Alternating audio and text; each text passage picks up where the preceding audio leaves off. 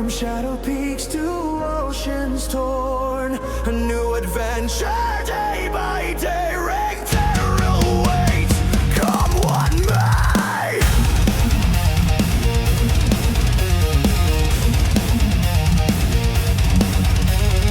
Still on stone, the dice are cast, each faithful roll holding fast. Heroes rise from dust and lore to seek the glory, nothing more. Whispers echo through the night, guiding spirits with the light. Epic fail and glory, hear our name. Through fire and shadow we stoke the flame. Across ring terror journeys begun, until the final victory is won.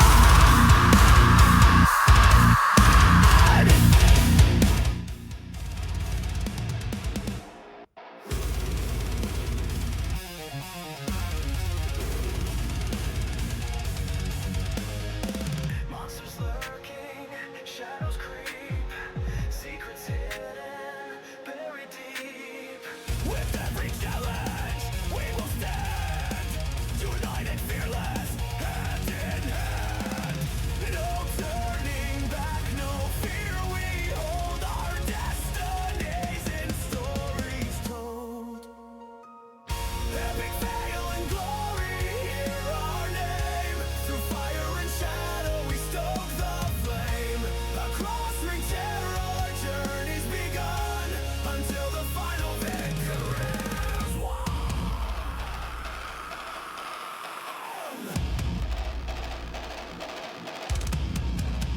The hero's fate, a winding road, a heavy burden to be strode. We stumble, fall, then rise again, forged in battle, free from pain. With every scar, a lesson learned, a burning passion, deeply burned.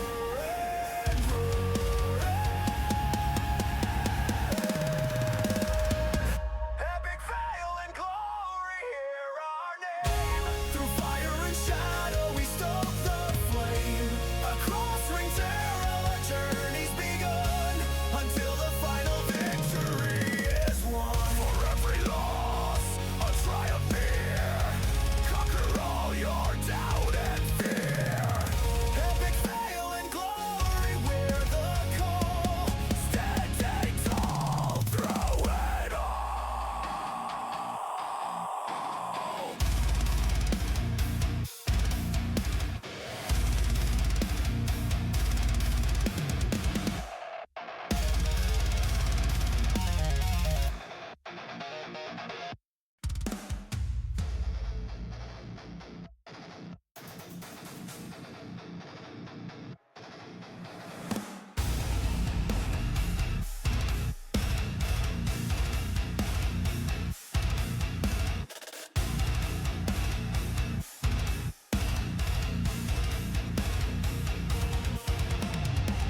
Across the lands, a legend's born. From shadow peaks to oceans torn, a new adventure day by day. Ring terror awaits, come what may.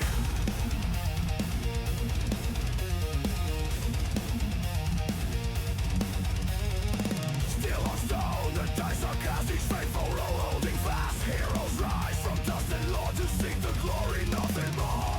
Whispers echo through the night, guiding spirits with the light. Epic fail and glory, hear our name. Through fire and shadow we stoke the flame. Across ring terror our journey's begun, until the final victory is won.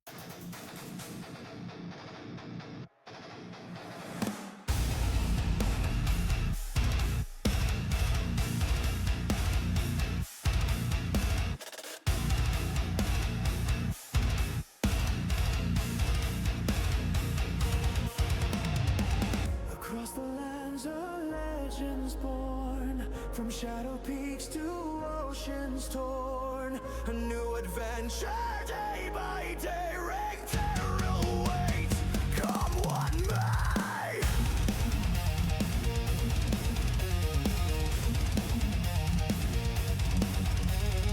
Still on stone, the dice are cast, each faithful roll holding fast. Heroes rise from dust and lore to seek the glory, nothing more. Whispers echo through the night, guiding spirits with the light.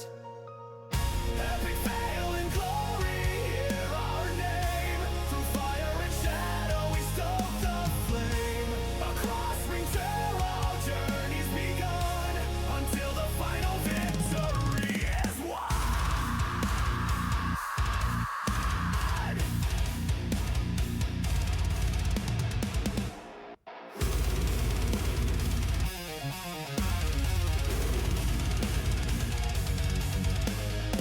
Monsters lurking, shadows creep, secrets hidden, buried deep.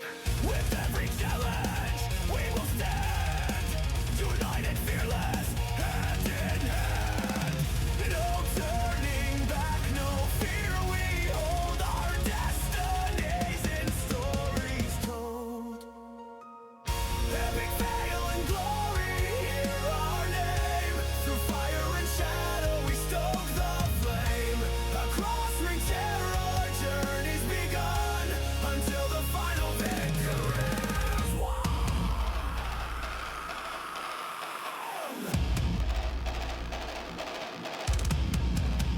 The heroes fade, a winding road, a heavy burden to be strode. We stumble, fall, then rise again, forged in battle, free from pain. With every scar, a lesson learned, a burning passion, deeply buried,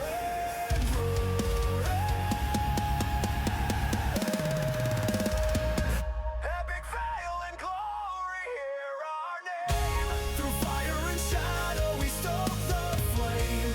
Across ring terror, our journey's begun, until the final victory is won. For every loss, a triumph here. Conquer all your doubt and fear. Epic fail and glory, we're the call. Standing tall through it all.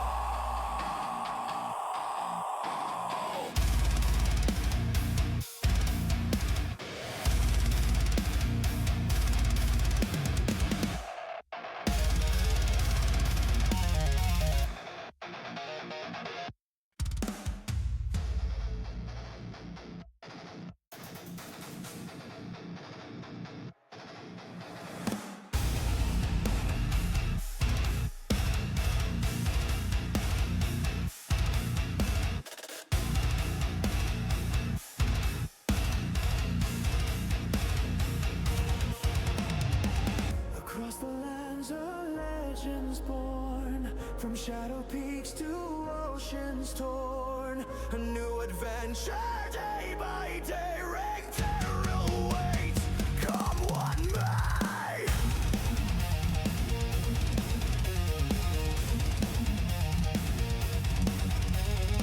Still on stone, the dice are cast, each faithful roll holding fast. Heroes rise from dust and lore to seek the glory, nothing more. Whispers echo through the night, guiding spirits with the light. Epic fail and glory.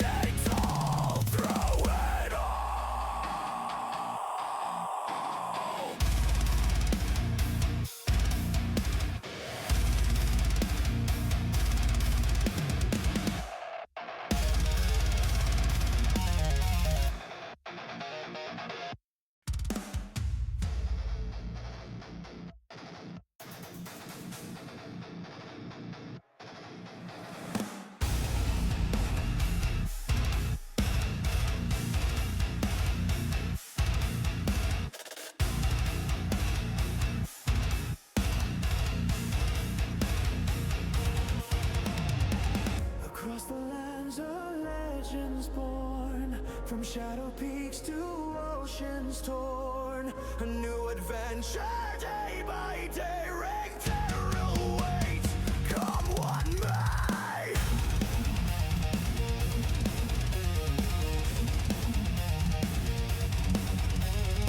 Still on stone, the dice are cast, each faithful roll holding fast. Heroes rise from dust and lore to seek the glory, nothing more. Whispers echo through the night, guiding spirits with the light. Epic fail and glory, hear our name. Through fire and shadow we stoke the flame. Across ring terror, journey's begun, until the final victory is won.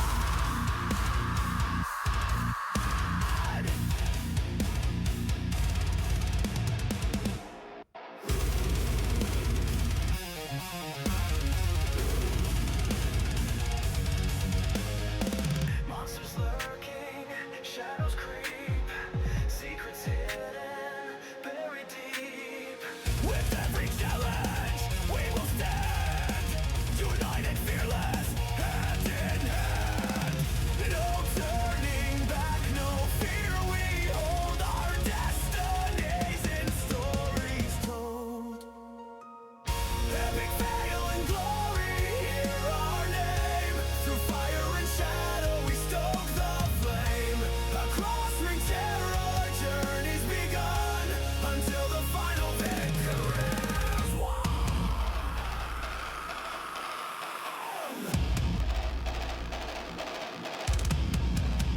The heroes fade, a winding road, a heavy burden to be strode. We stumble, fall, then rise again, forged in battle, free from pain. With every scar, a lesson learned, a burning passion, deeply buried, rooted.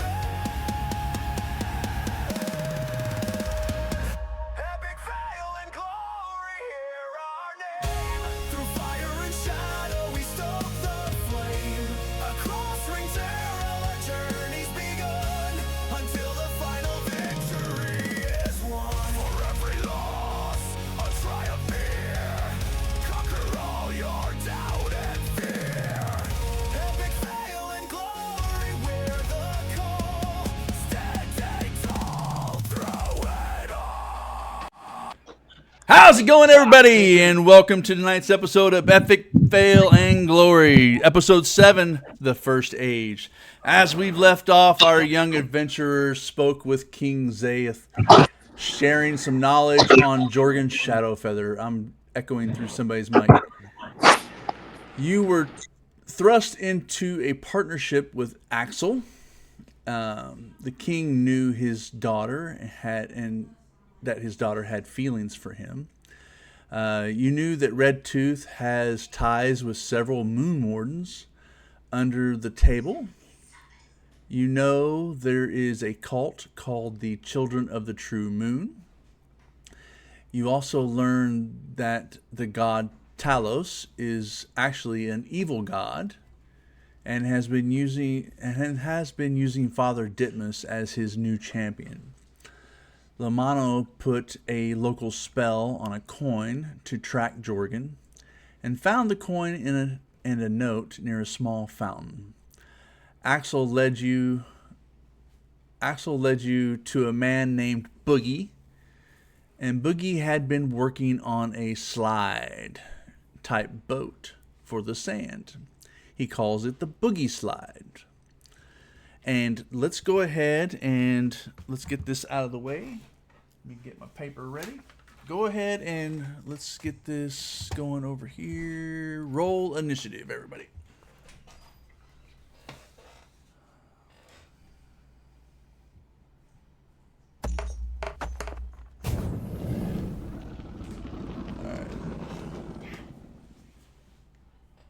Jam got a 5.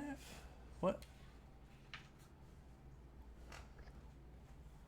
Jam got a 5. I didn't see yours, Varric. I got a 9. Oh, there it is. Jam got a 5. By everybody, do you mean me too? Question mark. By everyone, do you mean also Zeph? I believe he does, because it's going to be for like when we are talking about in turns inside scenarios where all of us are trying to talk at the same time. Great. I only have a +1. This is gonna be great. Lamano had an 11. 15. Oh, someone's rolling with advantage. Got the 15. Hell yeah, boy. So what did Axel get? 14. Haven't seen. I rolled a 14 in Beyond. I did it in Beyond. Yeah, I'm looking I'm not. in there. I'm not seeing it, but oh well. I've All had right. that happen before too. Refresh. Right.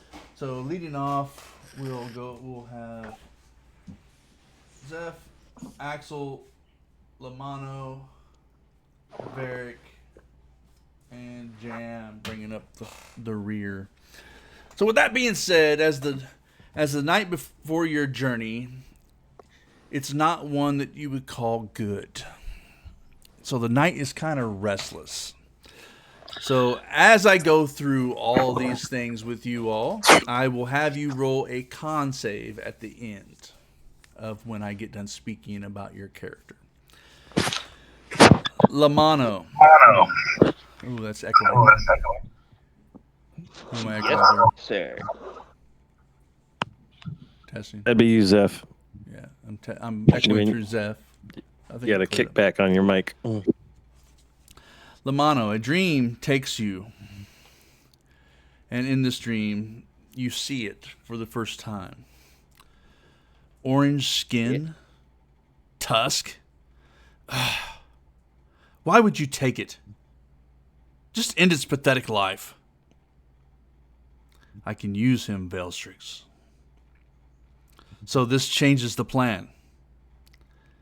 Talos speaks to me. The child is and will be a tool. Crying breaks the constant conversation. Lightning strikes. An orcish woman, as time fades back even further, an orcish woman stares into your eyes, crying with a gentle and loving smile. She places you between two rocks. As she turns and looks and lightning strikes. For many years you didn't know the love of your mother. Until that moment tonight as you dream. For years you grew up. And in 14 years of age, with all of your compassion and heart that you've had, you decide to leave.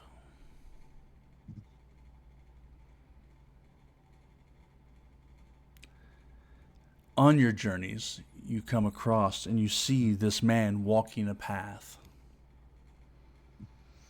Lightning strikes overhead, storms begin to ravage all around you as you see this man walking down the path towards you as you have left your clan.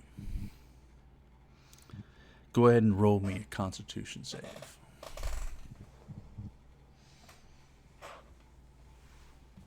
Let's see. Constitution. Not good. 7. You awake this next morning with 1 point of exhaustion. I didn't even drink last night. Alrighty. Goodness. I feel like shit. Alright. Actually, I am happy, however, because, as you said, I did not have the feeling that I had the love of my mother until this point. And so, looking back on that, my exhaustion is also a bit of wistfulness. And looking back on my, like, wait a minute, there was somebody who loved me when I was young? That's weird. I did not know that. So, I'm exhausted but smiling. Jam.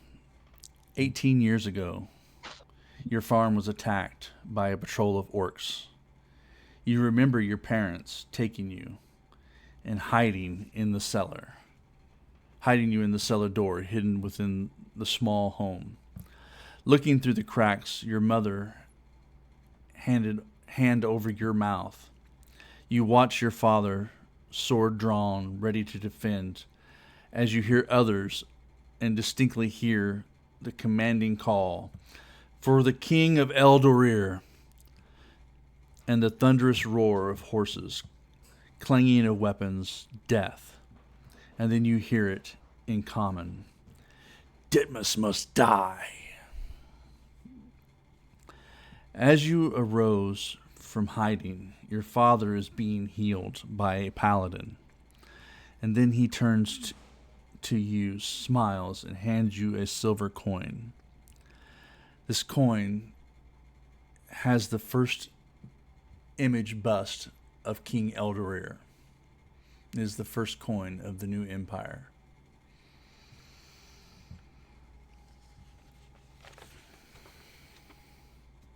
Roll me a Constitution save.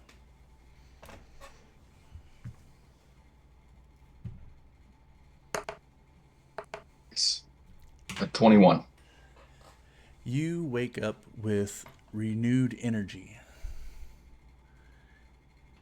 and you are ready for the day as you find purpose in what you do, knowing that you must protect the innocent and bring justice to those who've broken the rules of law.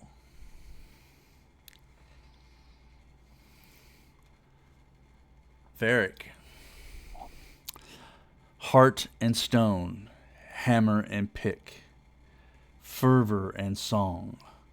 Work is joy of carving your family's name into the damn mountain.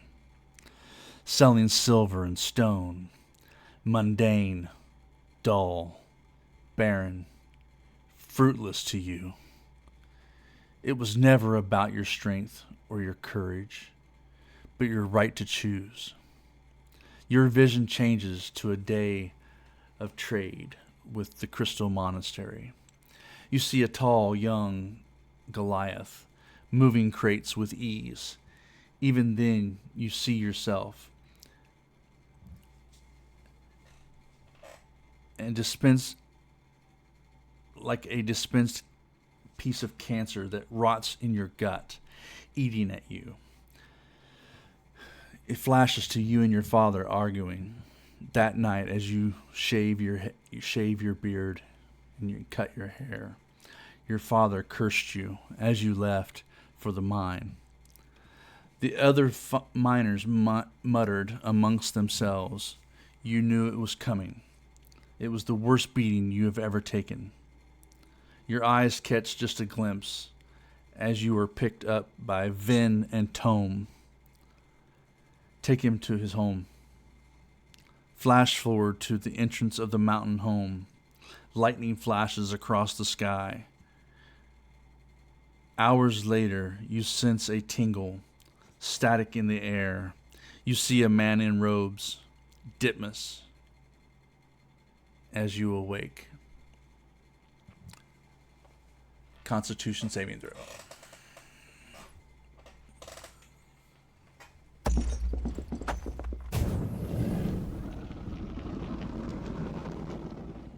That'd be a 21. You awake with the feeling knowing that Ditmas has some things to answer for. Yeah. I didn't remember seeing him back in the Silverfetch Mountains. But if he was there when I got my ass kicked right when I left. Well, he was there when you left, like when you stepped out the entrance, lightning struck, and then you saw him for a moment, and he was gone. But you remember him. Oh, so when I left my hometown, Yeah.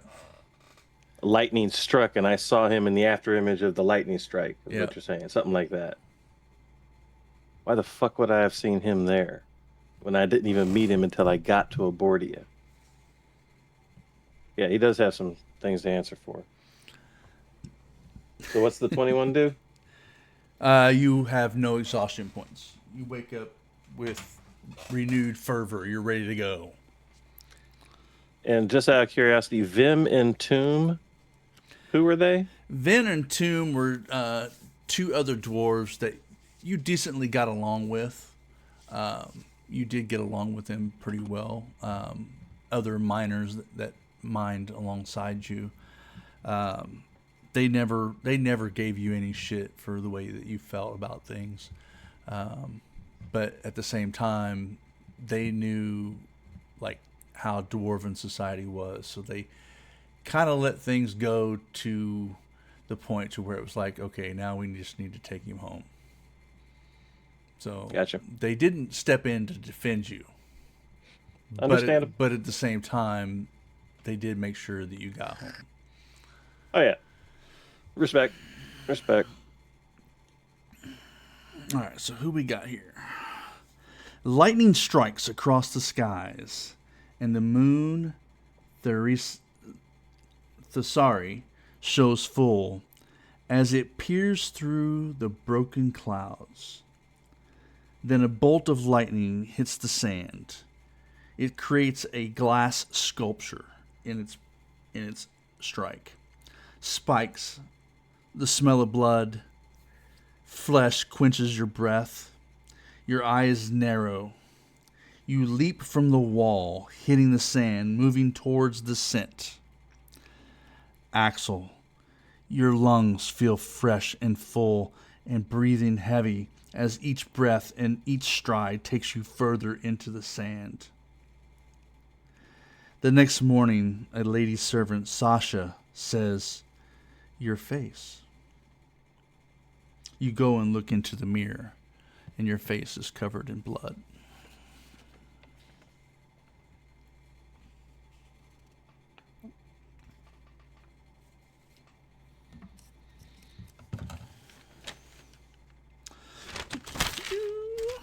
Boop, boop, boop, boop. Alrighty, as we move on.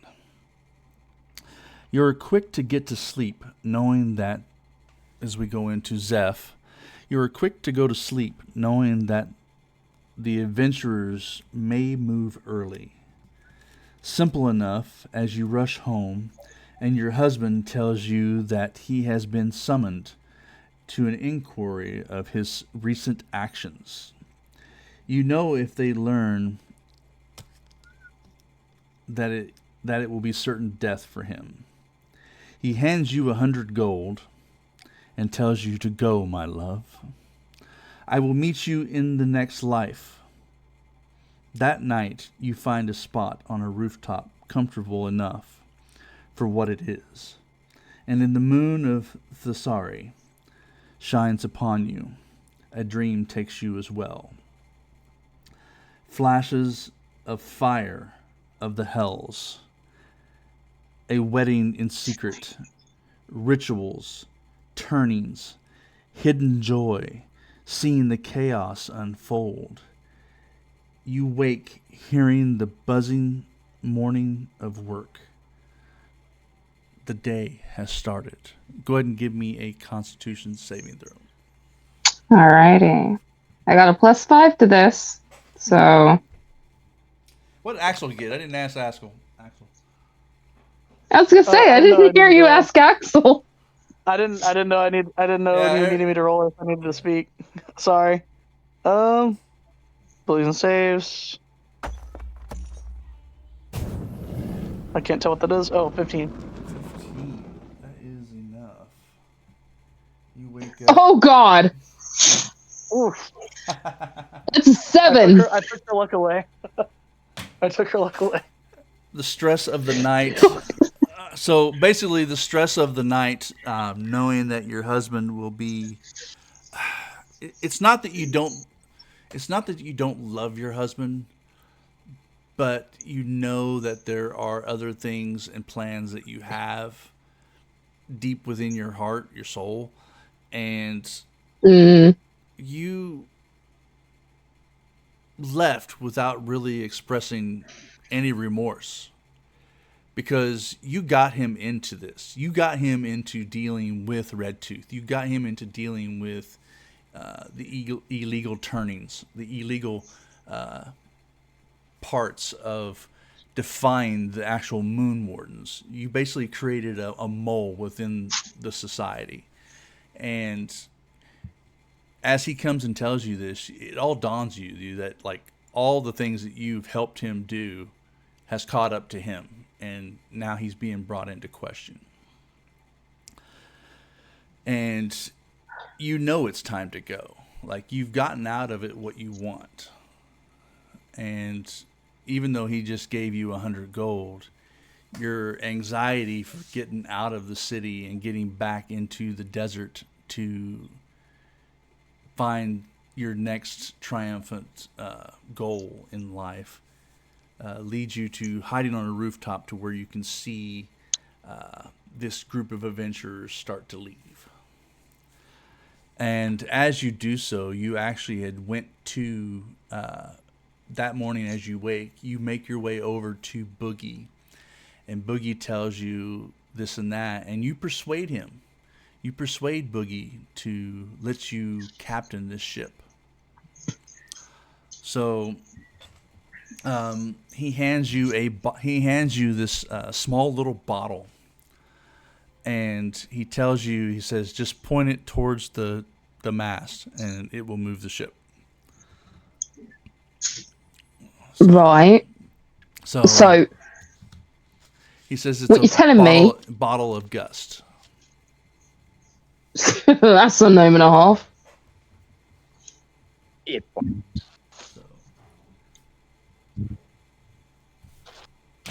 Huh. So oddly enough, not the weirdest thing I've seen. So the next morning, you all rise.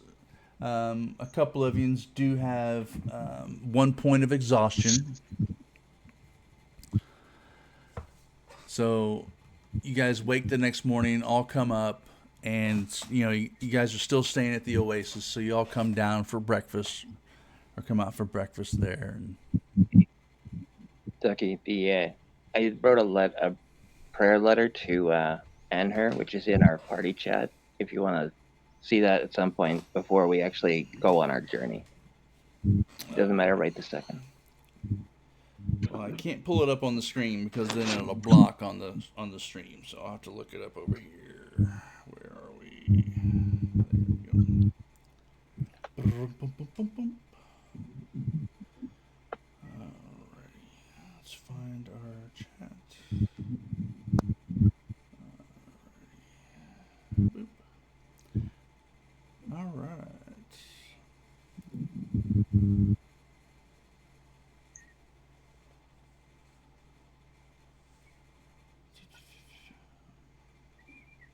Yeah. So next morning, what do you just like? Who's doing what? So,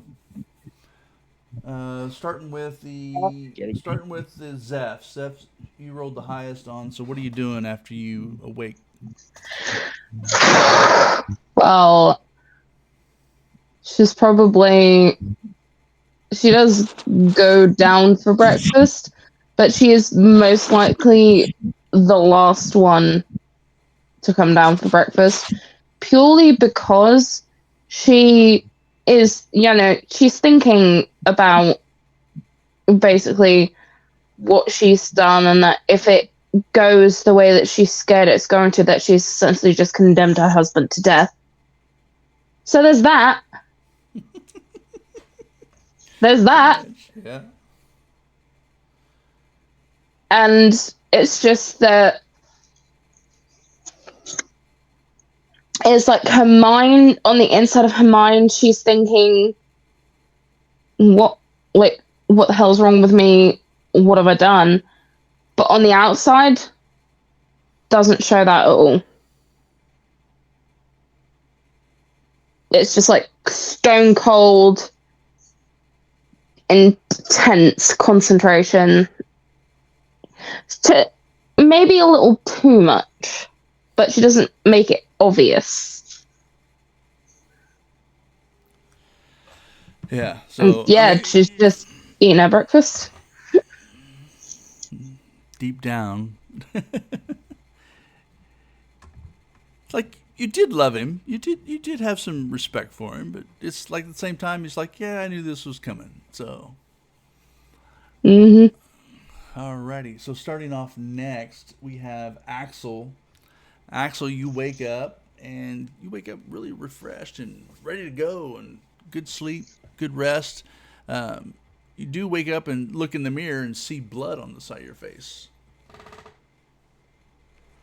I'm just gonna kind of take a second, like jump at first, and then kind of look at the blood on my face and kind of take in my surroundings. Is there anything, I guess, different about my surroundings other than the blood on my face? Like, is that the only thing off?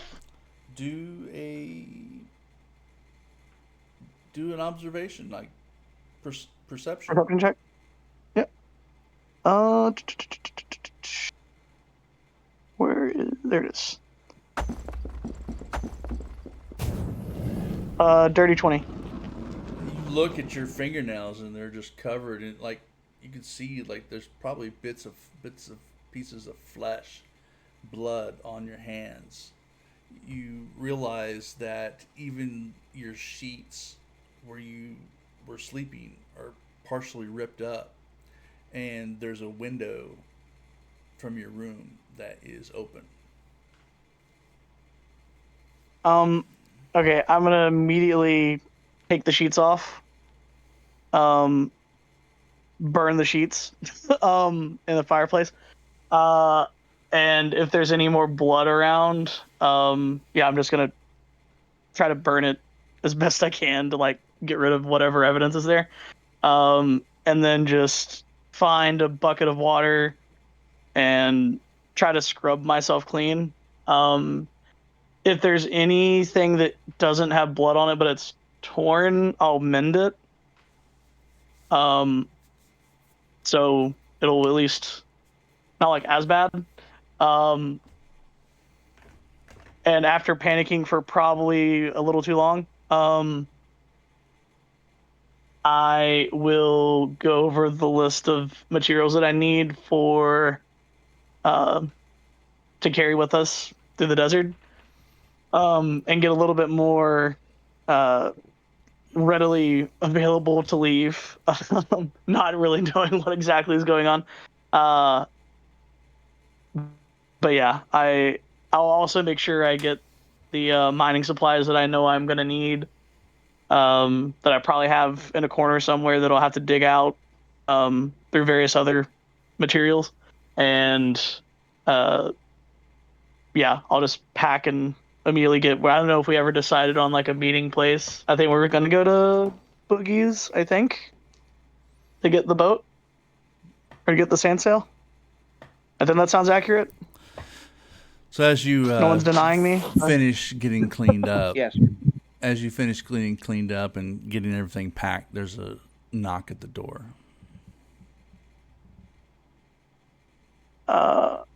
I'm gonna look through the little eye hole that I have. Do I see anybody? It's the princess. Oh. Oh Okay. shit! I'm going to. Okay.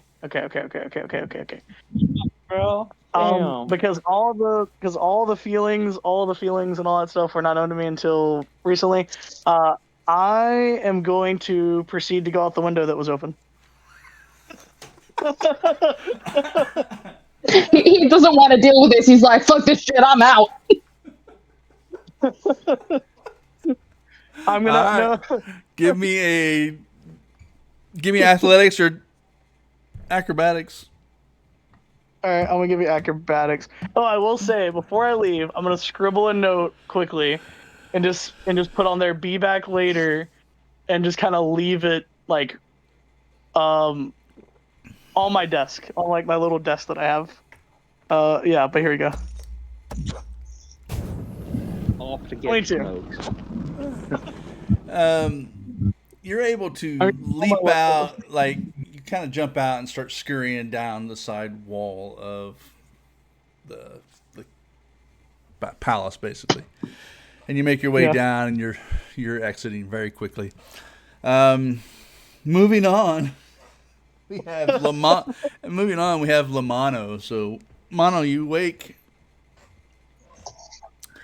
You take the time to write out a prayer and say the prayer.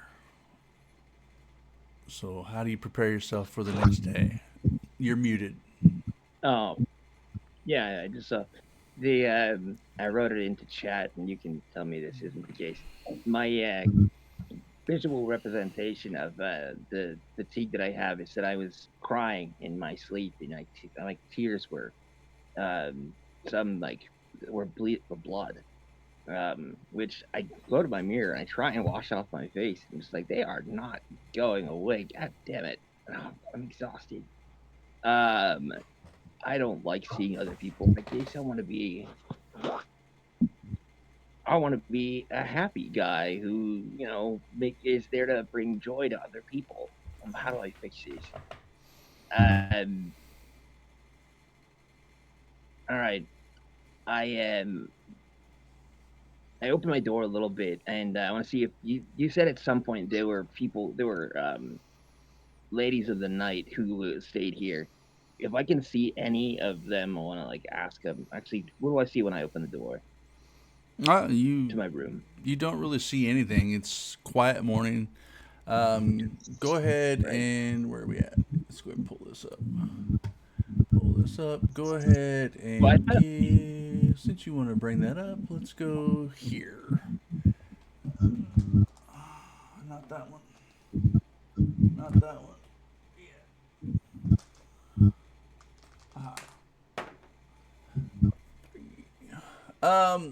As you okay. wake up, it's very much a dry heat when you wake up.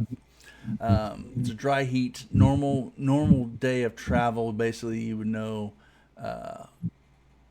but it's going to be a very hot day, and you know that there's going to be. From what you do know, is it's going to be one of those days where it's going to be double the water intake. And when you look out the door, you don't see anybody per se until a few moments later. You see someone pass down the main hall by the front entrance area. I give them a psst, hey. Is it Yes, a man or a woman? it's a female. Okay. I'm like, I have this problem where it's my eye. I was like covering my face as I start to talk to her. I'm like, was wondering if you have any of those face paints that you girls use. And I show my eyes, and I've got like the little bits of tear, like blood, coming from my face. Like, I need to cover this. I don't want people to think I'm sick or something. She says, "Well, I'll bring you a fresh vase of water and a bowl to clean up. So it should It's water, wasn't it? we'll be able to get it off there for you." All right. If it doesn't come off, I was just hoping you had some makeup or something. By the way, after some cleaning myself up and trying to make it look like it's little like I was, crying in my sleep, I tell her also, you should know this happens to lots of orcs. You just never really see orcs cry because they're far too proud. That's it's normal. He grabs a book that he's got one of like the thing with his rituals because he was collecting rituals in a book before, and he takes that downstairs with it in his arm. He yawns. He sits down at the table, and is there food already on the table, like for people to take Yes. from buffet style? Or yeah, all right. Yeah, it's So he just just grabs a plate. He just starts piling on bacon.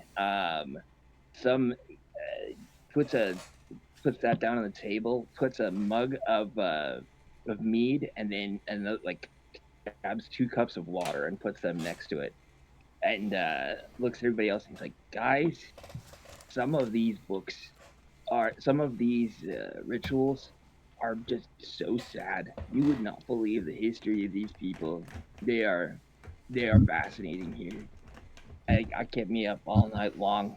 I sorry if I'm a little slow. I really normally get a full night's sleep, but they were gripping."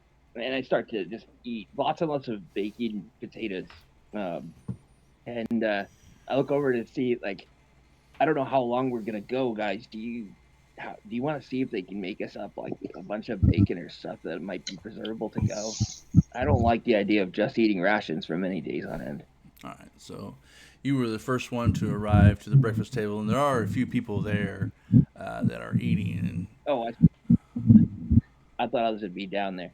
And So yeah, well, they sit when others come down, they'll see me sitting and reading, and I'll ask them that when I do actually see them. My apologies.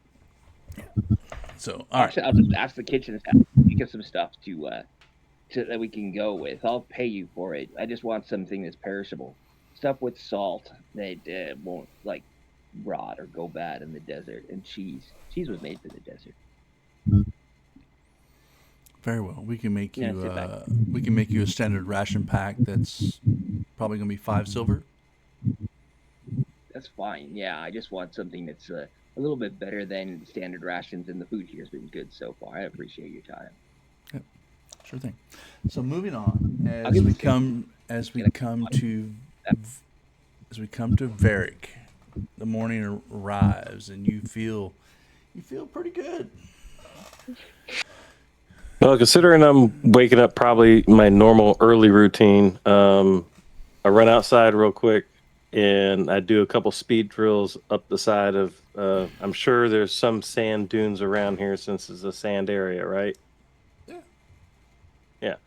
So he does a couple of those drills, goes back in, gets cleaned up, collects all the gear, the extra sailcloth, and all the sewing materials and extra repair stuff that he was trying to collect last night, as well as the desert goggles that he was trying to collect for all the different people to either help with either because I'm sure they have some kind of goggles that either protect from it being too bright so your eyes don't get blinded, or at least to help in case there's like a sandstorm to prevent you from having like sand get all in your eyes and blinded. One of those two kind of goggles, or both preferably, is the kind of goggles he was looking for, collecting for everybody, along with a couple of the I forgot what we used to call them, the cloths that we used to wrap around to go ahead and keep the dust out of our faces. For lack of a better term, I'll just call them balaclavas. But you know the long sheet ones that you can end up wrapping around our heads to go ahead and protect us. Collect all that stuff up, get downstairs to go ahead and have breakfast. Whoever I'm seeing there, I go ahead and have breakfast with them, and then I'm waiting for us to go ahead and leave. Next. And then it comes to Jam. Jam, you had a really nice evening, well slept, refreshed, empowered. Yeah, I feel real invigorated this morning. As I'm getting dressed, I grab my homemade amulet. Staring at it, it's a piece of wheat wrapped in a very intricate made silver coin. The whole thing encased in a tree sap resin.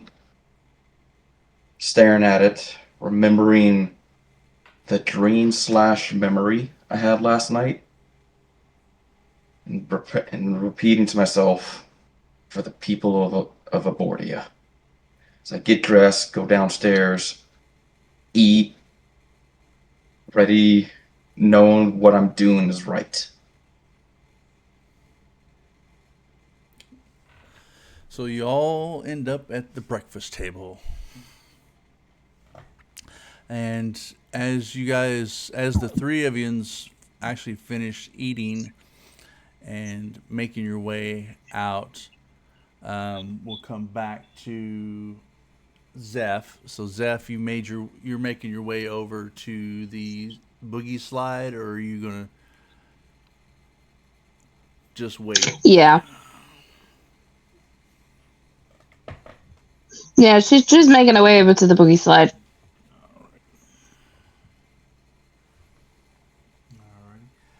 As you get there, Boogie goes with you, and he's got kind of like a dolly with a 50-gallon barrel of water, and he's wheeling it over there, and he's like, "You think you can help me?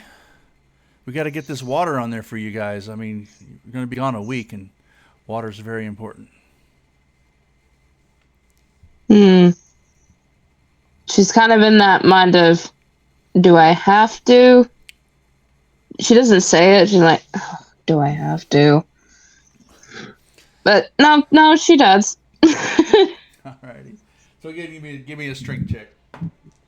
Okay. All right. Does the ex-wife booty roll? So Boogie rolls a 15. Okay.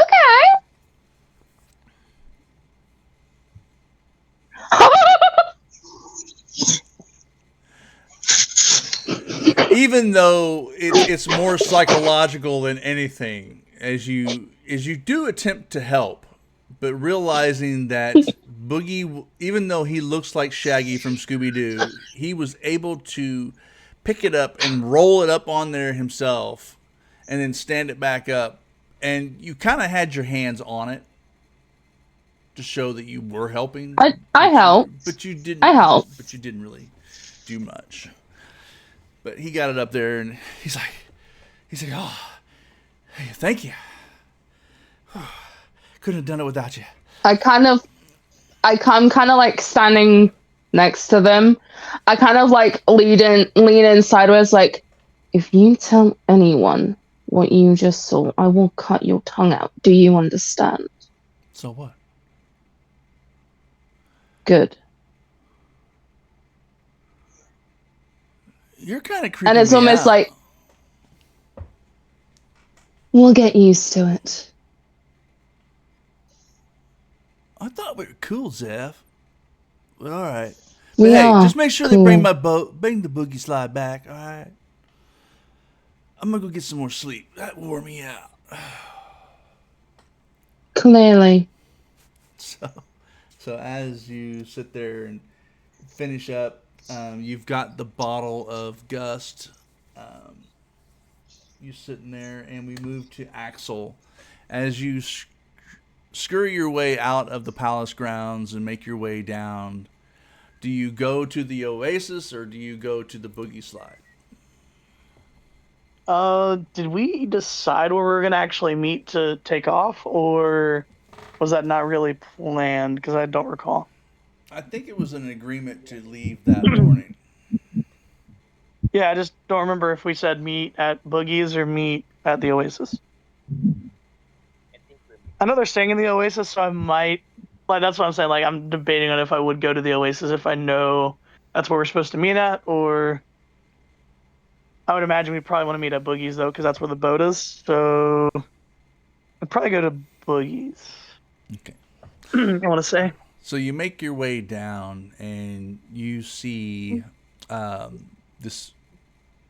You see Boogie actually walking away from the ship, and he's like, "I got you a captain to steer the ship.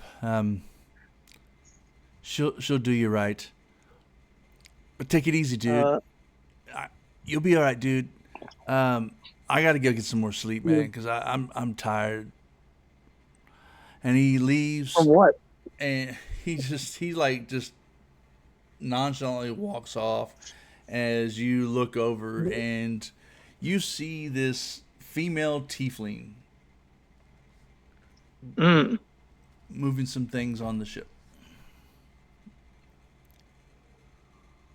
Well, I guess don't introduce me or anything. Just walk away. All right. Just kind of face palms as he looks over at Boogie leaving, and then kind of goes over to the ship. Kind of just. You're the captain of the ship. Well, what else would I be? What, a deckhand? Do I look like I'm dressed to be a deckhand? I mean, I don't want to assume what a deckhand wears. I'm not exactly been on a ship before, so couldn't really tell you, but Yeah. That's bleedingly obvious.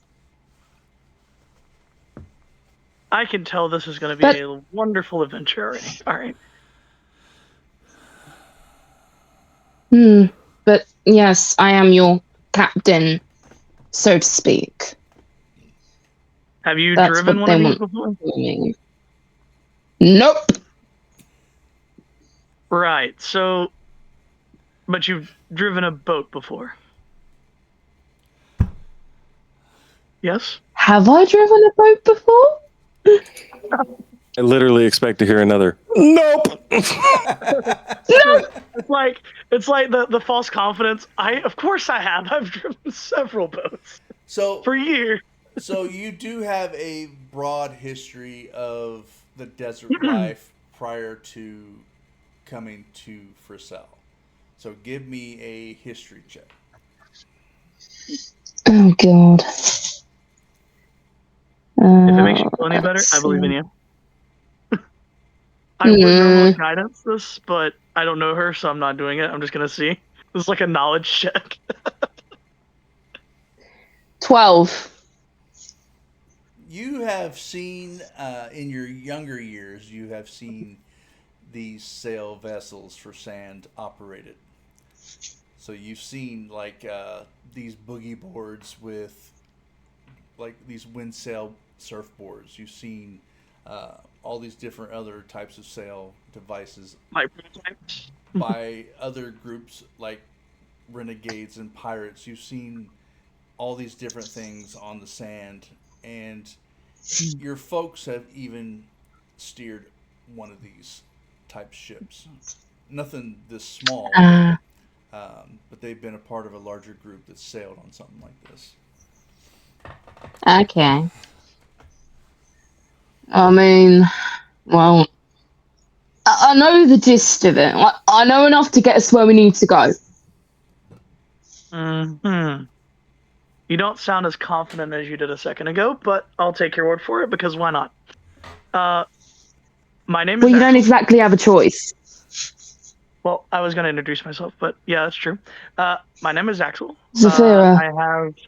Mm, I have a few friends that should be joining us in a little bit. I'm not exactly the adventuring type, but I have been, in the words of a friend of mine, called to a higher calling uh, of some sort.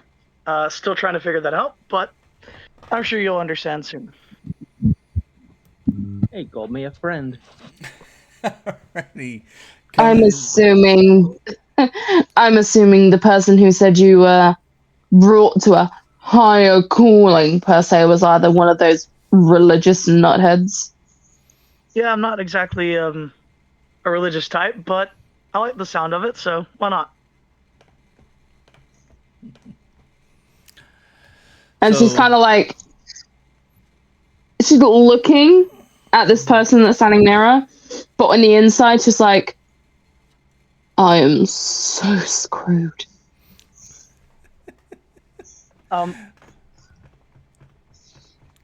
So you guys all do your quick acquaintances as the other three are all having breakfast after a good run, a couple good sleeps, a good prayer. Y'all come down and grab some food. Lamano pays for some extra dry salted rations. You guys get everything together and start heading out. Would you go? You're going to pass by Boogie's to get to the boat, anyways. But as you go by, you see two people at the boat already. So do you stop at Boogie's or do you keep walking? I would keep walking. Yeah. All right, so as you guys get Before I closer, you leave, see Axel and a female tiefling. One question. Real quick, asterisk. Your mic, is it like sitting on something or is it a part of the laptop? It's the laptop. it's a tablet actually, and yeah, for me, Okay. when I have it right so you can see my face, it seems like Mhm. it echoes consistently and has other problems. When I have it flat, it has fewer, but I can't show my face, so I'm kind of stuck in between two worlds. What I'll do is I'll No worries. put the I thing. was just trying to make sure because it seemed like we tried to talk at the same time and I could barely hear you and I ended up talking over you. So I just want to make sure I didn't But thanks for step on you. acknowledging. My own thing is I check the parchment that I wrote my little prayer on to and her. Okay, sometimes gods will like write back or leave some message, but if it nothing's written on it, I'm gonna roll it up and then bring it with me. Maybe she'll have something written on it later. My little personal prayer. Um, over when we're leaving from the table, I'm gonna look over towards you guys. I'm like, hey, so I put in some words of request for our our trip. I haven't heard any words back yet, but I think her sending me along on this thing is possibly all the protection she feels is needed. But hopefully she wants to put in some extra little, I don't know, 2 cents worth of magic. I mean, hopefully, and it'll just help her godly name anyway. Other people know that she helped us get there. But yeah, let's get to this fucking to this boat. You say we just pass by Boogie's. I look at Boogie's while you're walking, see you not actually deviate from your path. I'm like, all right, I guess we're not stopping in, and just continue on the path. We already got the boat. I mean, we paid him or did our deal for it. But either one of you guys know who the devil chick is next to Axel? Nope. But Axel doesn't seem to be screaming, so Okay. walk up, say, "Hey, Axel, who are you?" Oh, these are the friends I was telling you about. Guys, this is our captain. I'm sure she'd like to introduce herself. Captain? She's a very, very experienced, highly trained. Yes, I'll let her continue. Like Axel, by the way, is like checking every part of the ship again, making sure there's no damage. If there is, he's mending, and if there's any sort of storage space, like he's already kind of like making sure all of the supplies are secured and like tied down. Yeah, just doing his basic, going on a long trip kind of routine that he's totally not used to. All right. Looking at Zephyra, and he just kind of not lewdly but politely eyeballs her from foot to head real quick. He's like, no offense, big lady, but I'm curious as to how we ended up with a captain. We just drove the boat yesterday with Boogie, and it was all fine. Did I look over to Jam when I was getting the stuff last night? Did you talk to him about us getting a captain? No, I thought I was I getting didn't know where. captain. So basically, Well, clearly Boogie thought you needed someone with more experience. I Oh, walk up to you, well, Zephyr. About a 6'4" orc, with missing and damaged front teeth, much like this guy. But he was just otherwise usually jovial. A little bit looks a little tired today. He looks you up and down and says, "Hello, I am La Mano de Dios. What can I know you as?" Zafira. Zephyra. Zafira What? Vasa. Lestar? Vasa. Visa. Very well. So you've been captaining a vessel like this across these deserts before? You have intimate knowledge of where we're going? I'm assuming since Nope. you've been captain? No. well, very you good. do Okay. know the desert. So. I know where we're going, but I won't lie. I don't know jack shit about this. So you guys were in I good will But hands. I know a little bit. But like I said to science nerd over there, I know enough to get us where we need to go. Well, I praise your honesty. It's very appreciated in these times. I wouldn't worry. Truly, we're guided by a higher power anyway. We'll get there. Axel just She kind of sneezes in the looks at. background. Yeah, she kind of looks at you. Her eyes kind of go narrow, and she kind of like leans over to Axel a little bit. Is like, I'm guessing that's one of the religious nutcases I mentioned. I smile Perhaps. brightly. Yes. Oh, and I stomp my trident on the ground to make the thunder sound. Oh wow, how cool! Yep. I make things go boom. It's true. That was supposed to be impressive. Well, sarcasm is also very impressive. You're really great at it. I'm impressed. Whatever. This is going to be a jovial time. So, Captain, I have a map, and I proceed to pull out a map of the desert. I already have my navigation tools out as well, and I am marking destinations of interest. And based on, I believe we did also get a book on the desert. Um, GM, did we actually get any information from that? I know, I think you had said we had like somewhat of an idea of what we might expect, but I don't think we did too well on the check, if I remember correctly. We Not too well. it was that we didn't pick up that was that good. It was of Yeah. fables and tales of others who have passed through the desert Yeah, that I yeah. picked up. It was more Got like it. potentially knowledge. I read that over the course of the night too. Yeah, I don't but at know. least we did get the map, and I do have my navigation tool, so I am able to at least give you a good generic idea of what we possibly could expect, which is not, very good because it's probably a lot of lists of things from the Fable book.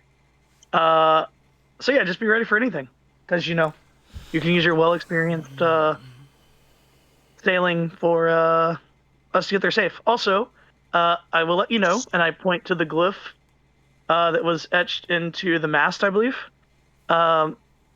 If you say Pokapi, it should protect us once.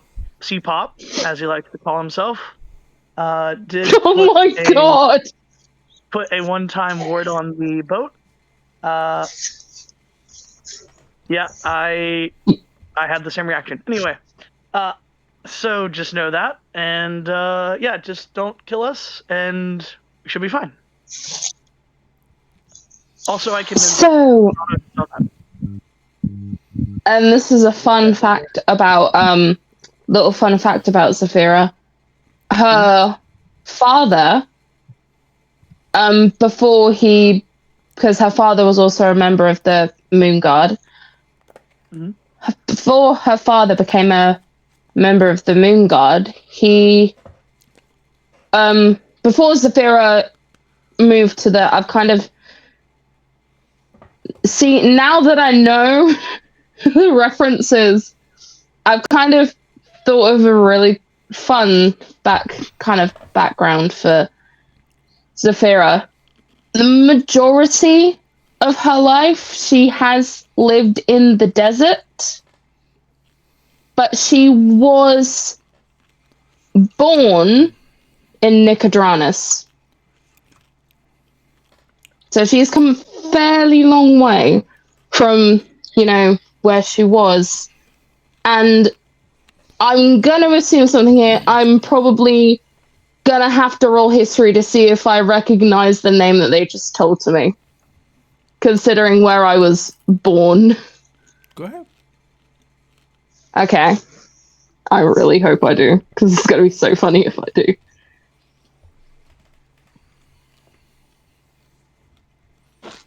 10. Wherever you were, Anher was with you. Oh, I guess it's too late. Never mind. It's too late. Never mind. So from a 10, I only got a 10.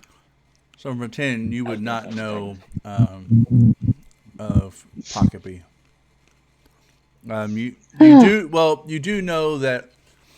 From what you do know is that Pokapi is a demigod that is now here within the city, teaching the other lycanthropes how to live with the so-called disease and curse, and helping them set a set of rules and guidelines to live by, so that way it doesn't get out of control. He has helped create like all these things, and like one of his biggest things that he's doing right now is that he's actually spending time in the main castle area working on the king's chair.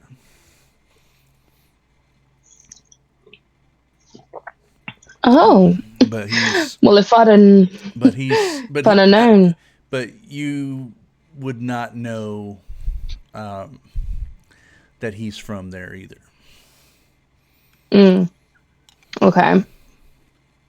Would I at least know, like, not like that he's from there, but would I, by what little I know of him, would I, by extension, know of Bell's House? You would know probably the stories of what Bell's House did. And she kind of remembers that? Kind of smirks? It's more of a history thing. Yeah. And I know. I'll do a separate one to see if I know Bell's House, because it's going to be so funny.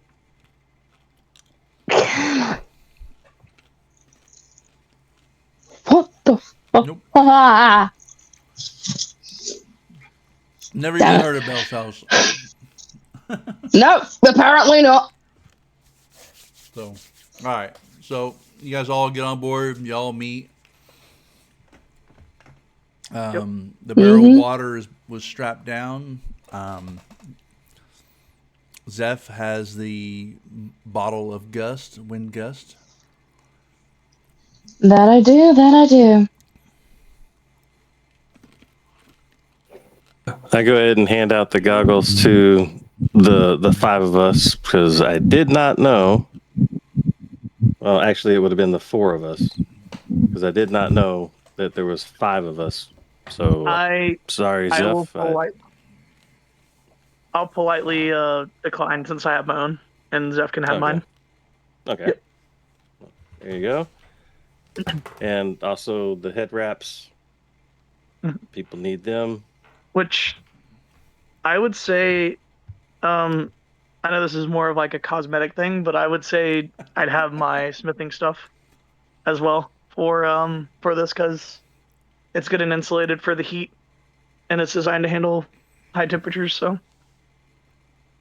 And if you look in the party inventory in the D&D Beyond, you should see the needle and line and sail sewing kit that we have, 50 feet of wax sewing line. We got the canvas patches. We have extra rope wax. We still have 26 of our oranges that we had from the earlier boat ride. So we still have that as well. Which now have been exposed to desert heat. Well, we've only been here how many days? At least 3 now. 3? Okay, so I'm going to change that number from 26 down to saying we probably have 8 good ones left.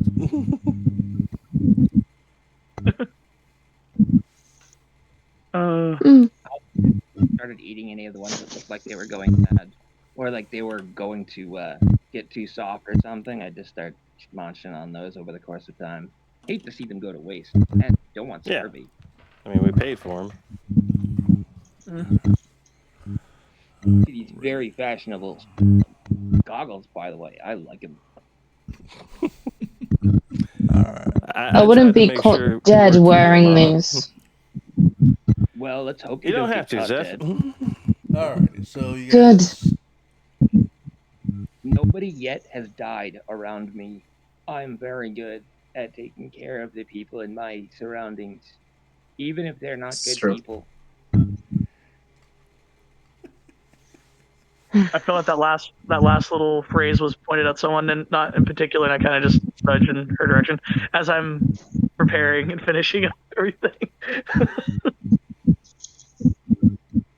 All right. And like Zafira is kind of, gosh, how do I describe what she's thinking right now?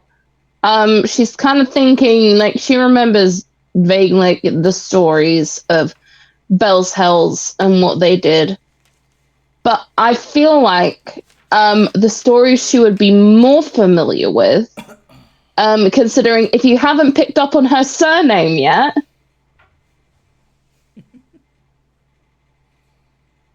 I feel like the stories she would be more familiar with are the stories of Vox Machina, considering her cousin, and by extension her cousin-in-law, and her other cousin and her husband.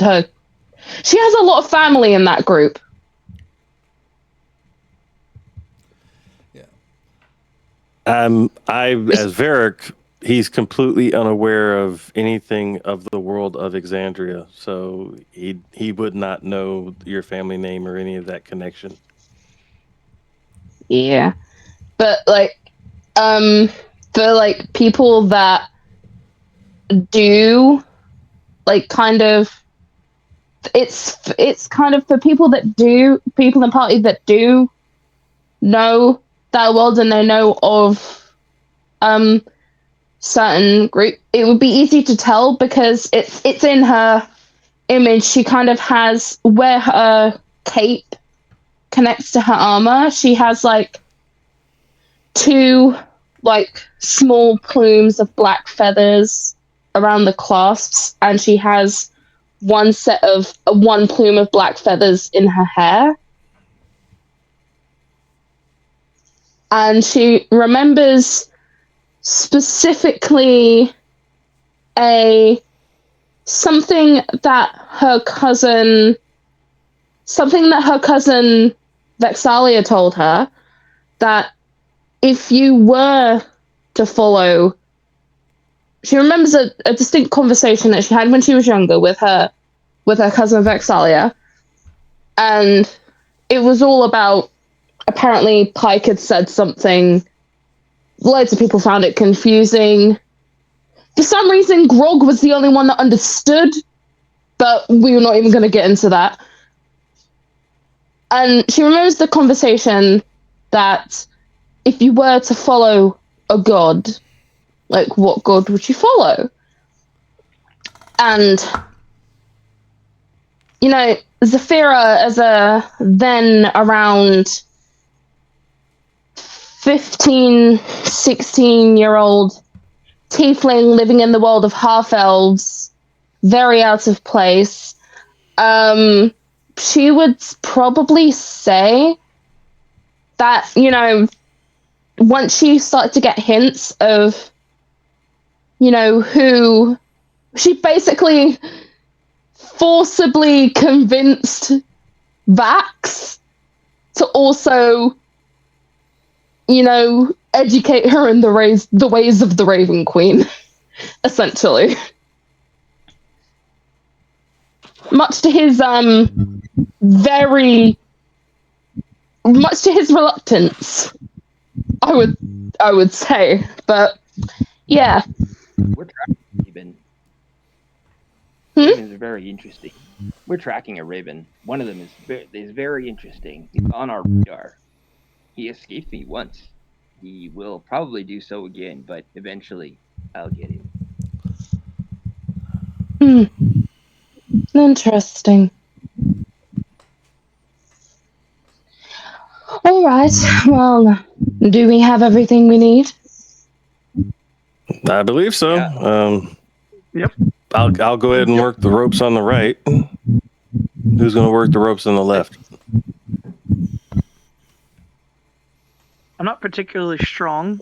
Well, I wasn't necessarily thinking of you, Axel. I was thinking of either Lamano or Jam, since we had done the boat ride yesterday, working the ropes before. I was figuring one of them would step up, since obviously Captain Zeph is going to be probably running the rudder.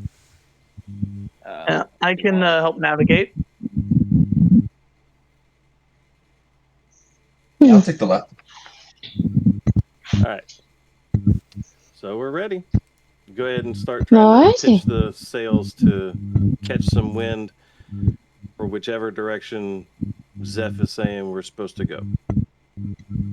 Yeah, when she explains that, she explains the start of the general direction where we need to go. All right, so. And yeah, you do know that you have to open the tankard of gust of air to. I'm getting a lot of feedback.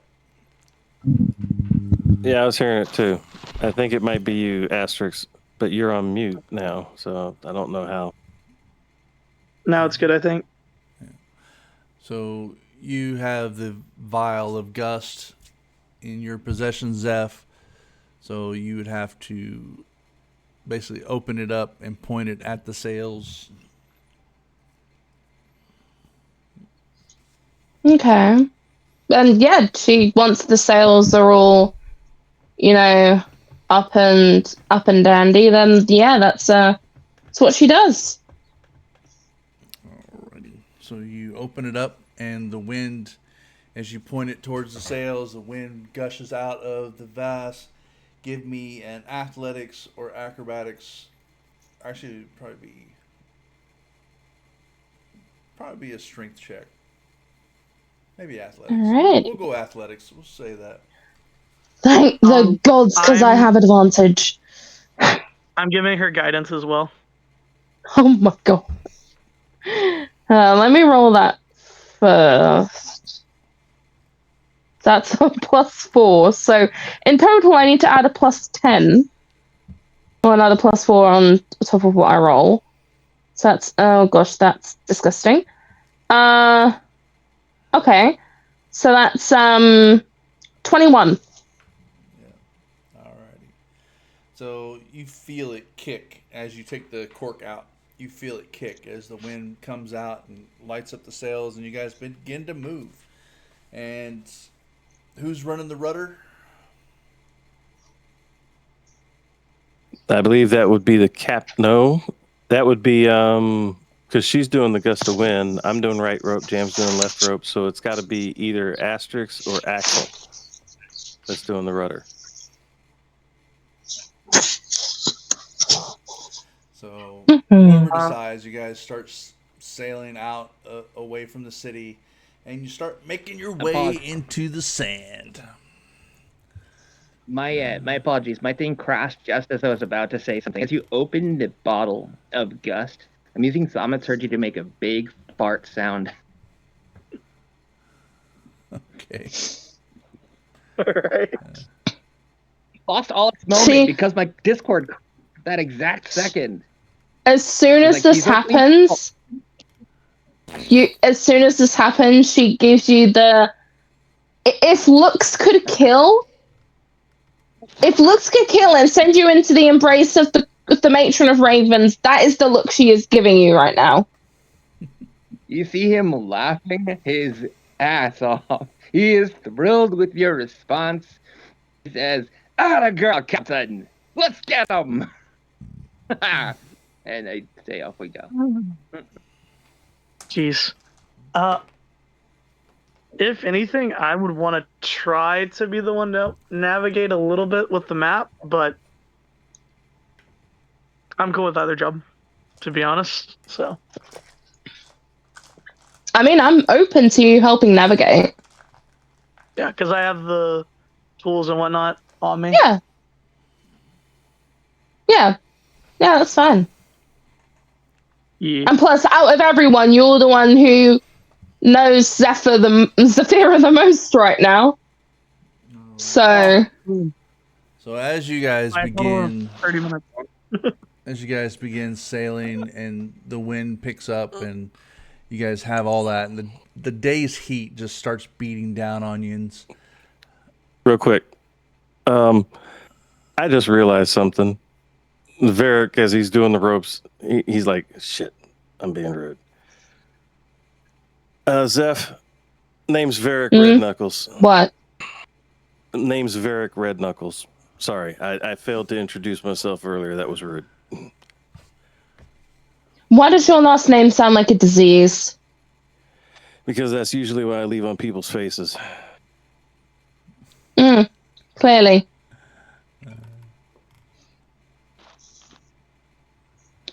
Can you tell? She's the funny one. alrighty, so go ahead and give me. So we started off with the top of the initiative order. Go ahead and give me a D8 roll. Well, actually, I already got Oh, that. No, God. D12. Give me a D12. D12. Okay. Let's see. 6. Middle of the road. Several hours go by, and it's starting to get closer to noon as you see an individual up ahead walking along the sand, and as probably about 150 yards out, you see him collapse.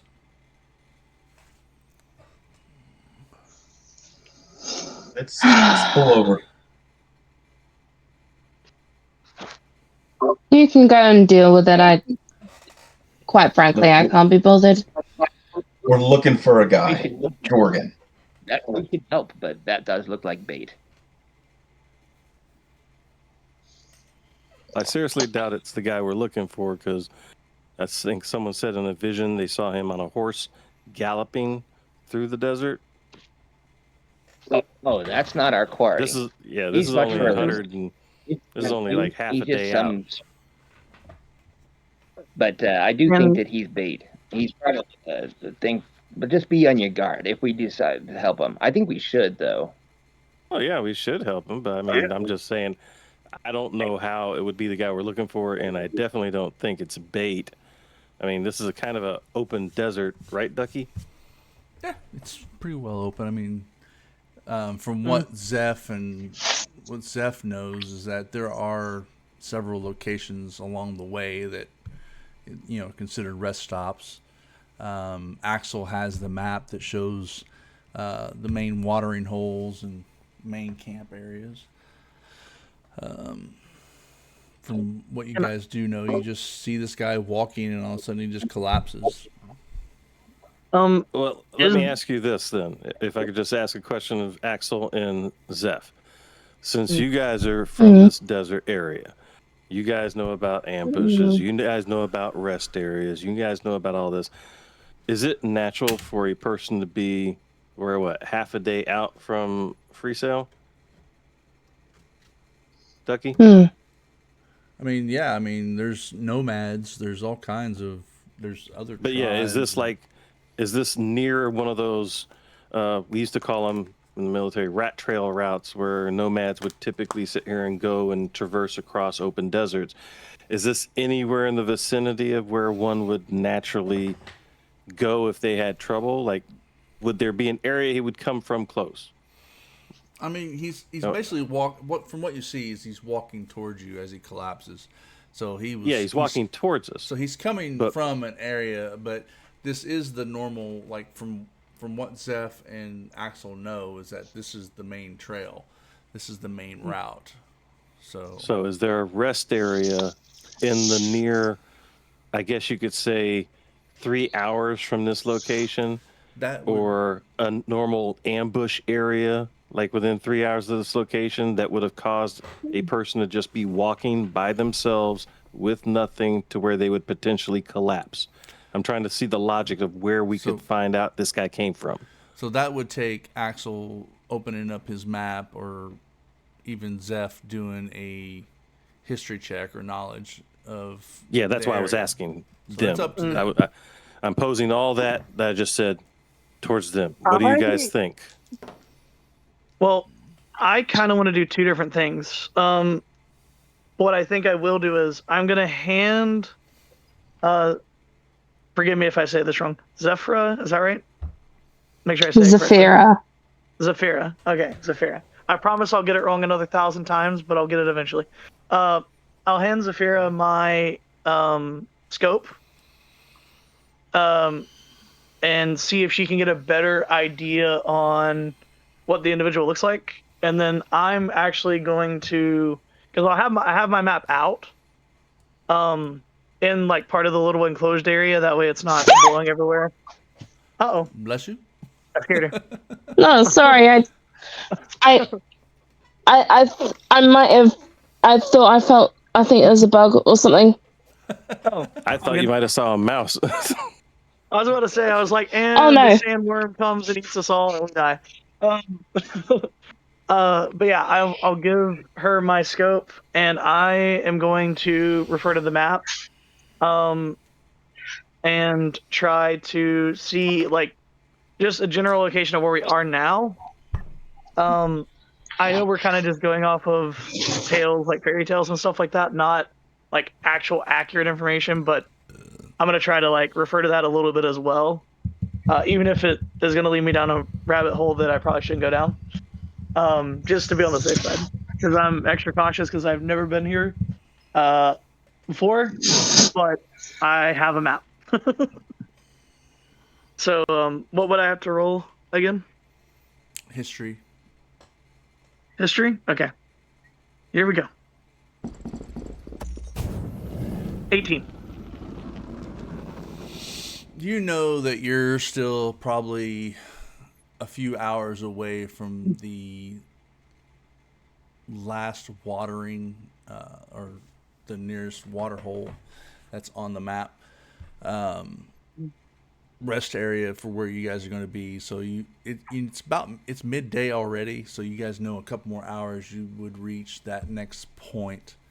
You did get a little bit of a later start than what you wanted, but you know that next couple hours you'll be at that watering hole. So judging from the direction he's coming from, he was traveling from that area. So several hours in this desert heat, which you guys are already doubled up on your water consumption for the day already. So you would know that he was coming from that area. Mm-hmm. If we get within 60 feet, I'll actually try and toss a healing word at him. But I will say it's probably a good idea to slow down a little bit. But there was Captain Gorfin in one of those tales. He said of somebody who used an illusionary person in the desert, and a monster came up underneath, some weird creature. I mean, of course, these are tales of drunk captains and things like that. But that is, I don't know. Might just be paranoid, but there's no reason not to try and help the guy if he's actually coming from this watering hole. I do think we are suffering him a fool, however, because why would you walk through the desert in this degree of heat during the day? You can do this trip at night and actually save yourself. And why walk alone? There is something very off about this individual, and I would not trust him should you actually get close. Not unless you learn anything more. Okay, so Zeph, are you looking through the monocle or the Scope. Yes. Okay, give me a perception. Alrighty. Would you say the scope helped you at all with the perception at all? You know where the watering hole is, but she's looking through the That's what I'm monocle saying. towards the thing, towards the, Yeah. Well, what I'm saying is, would that help? Would the scope actually help her with her perception? Is what I'm asking. It would just help her see the area around him. Okay. All good. Okay. Let's say 18. All right, so you do notice. Where were we? Okay. As you begin to search with the telescope, you do see some giant tunneling tracks. So you see tracks in the sand.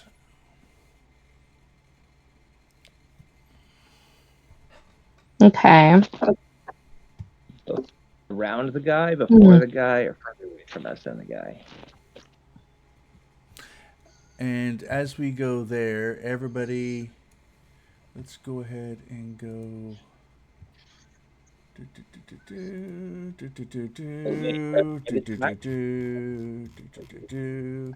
Everybody, roll initiative.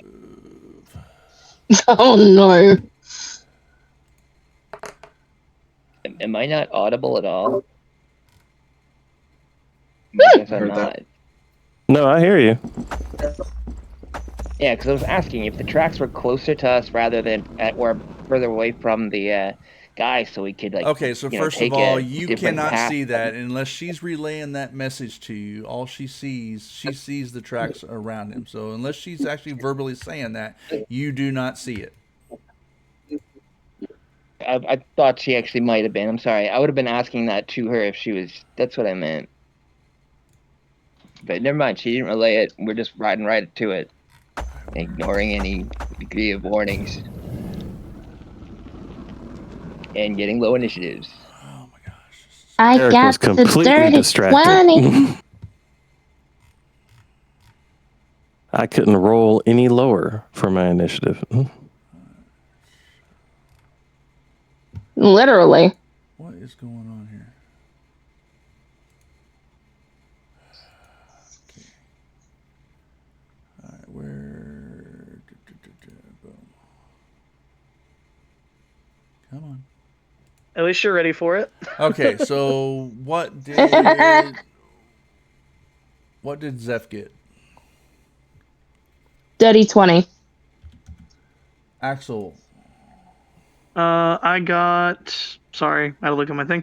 14. Varric. I got the highest thing you could possibly look for. I got a 1.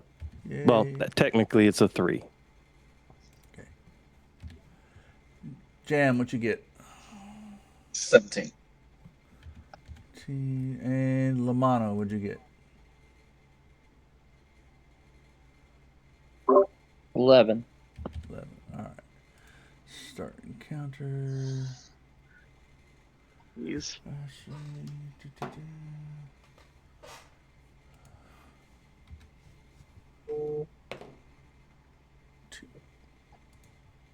Well, not too bad. As you as you start looking through that spyglass, and Lamano's asking you those questions of what do you see, and you see the tracks, and then all of a sudden you see this large creature come up and basically devour him completely. As you see the ground move next to you on your starboard side of your ship, and the ground erupts. Okay, I'm sorry. I'm going to have to interrupt Ducky. I was a ground guy. I'm not a Navy guy. I don't like boats. The right Starboard side. is what? Right Thank side. you. I was Googling it. Oh no. I was am Navy boat and ignorant. I was Navy and Army, so I know both. So port and starboard, Uh-oh. forward and aft. I need to go hit the head. All right, so up first we have Zeph. As you were sitting there with the bottle of Gust, and you had just kind of like put the cork back in it because you guys wanted to slow down and see what was going on with this guy. Broke out the spyglass, seen all that happening, and you are up first. So, what she is going to do is, considering she's smart, she doesn't really want to get into melee with this thing. So she takes out her longbow, and she's gonna try and hit it. Okay. She's gonna try. She normally doesn't use a bow. Somewhere try. Vexalia just sneezes. Yeah. I took one of Vexalia's old bows that she doesn't use anymore. Oh, Did you update your masteries? Oh god, here we go. Yeah. All right, so what'd you get? Let's see. 7! That would be a huge miss. That's fine. I think I don't want to burn my action surge yet. Don't want to prematurely burn my action surge. I'm just trying to think what else I can 3. Apparently D&D Beyond hates me for some reason. Give me a history check. Oh gosh. Da, da, da, da. I believe in you. 15. You know these creatures, and you know they respond to movement. And with Lamano's healing word, giving the guy some health back, caused him to move and start to get up and make his way as the carrion crawler came up and devoured him. The other one has kind of risen up, looking around, trying to get a feel of what's going on. You know that these things are attracted to movement. Okay. She's gonna say to like the people that can hear her, just like basically just 2 words. Don't move. And that's it. That's all I can really do for my turn because I don't want to burn my action surge yet. Jam, it's your turn. What do you do? As she says, don't move, Jam was halfway, reaching for that vial to get us moving again. Wide-eyed, panicked. The guy he wanted to help just got eaten by something. He has no idea what it is. He's gonna trust his captain. He's gonna touch his holy symbol and cast protection from good and evil on himself. And that's Jam's turn. That's Jam's turn. He's very hesitant, not sure what to do at the moment. All right, Axel, what are you doing?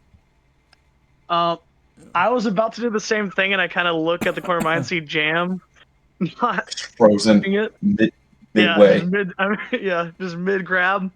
Axel's also mid grab on the opposite side, and decides not to move, trusting the captain as well. But still eyeballing her and like kind of like keeping her in his peripheral. And instead, actually, he's gonna take the dodge action.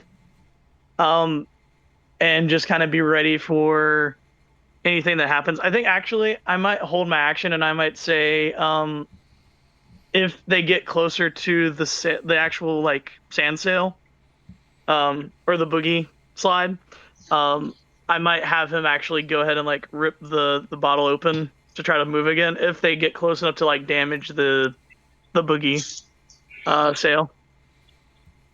Okay. So All you gotta do is open that cork. Yep. Exactly. Lamano. So yeah, like I'm gonna kind of not move and just be close enough to pull it if I need to. Okay.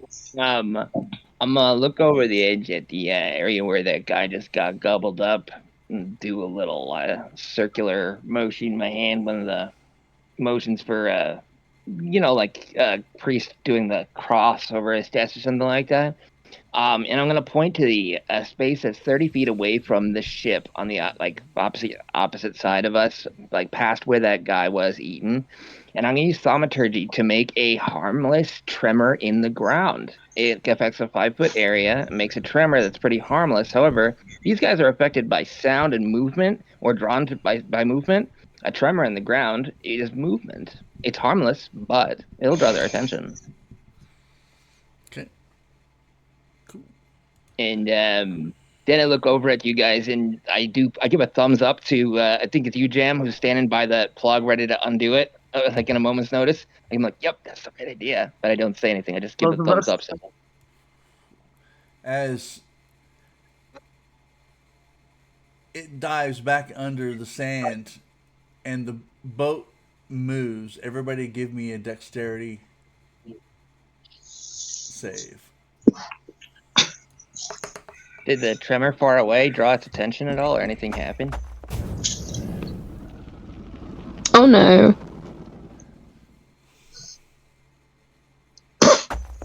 I'm gonna use my tactical mind to add to that.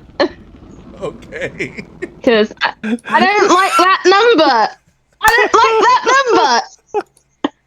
that number. 2 times in a row. Seth, you're Twice good. in a row.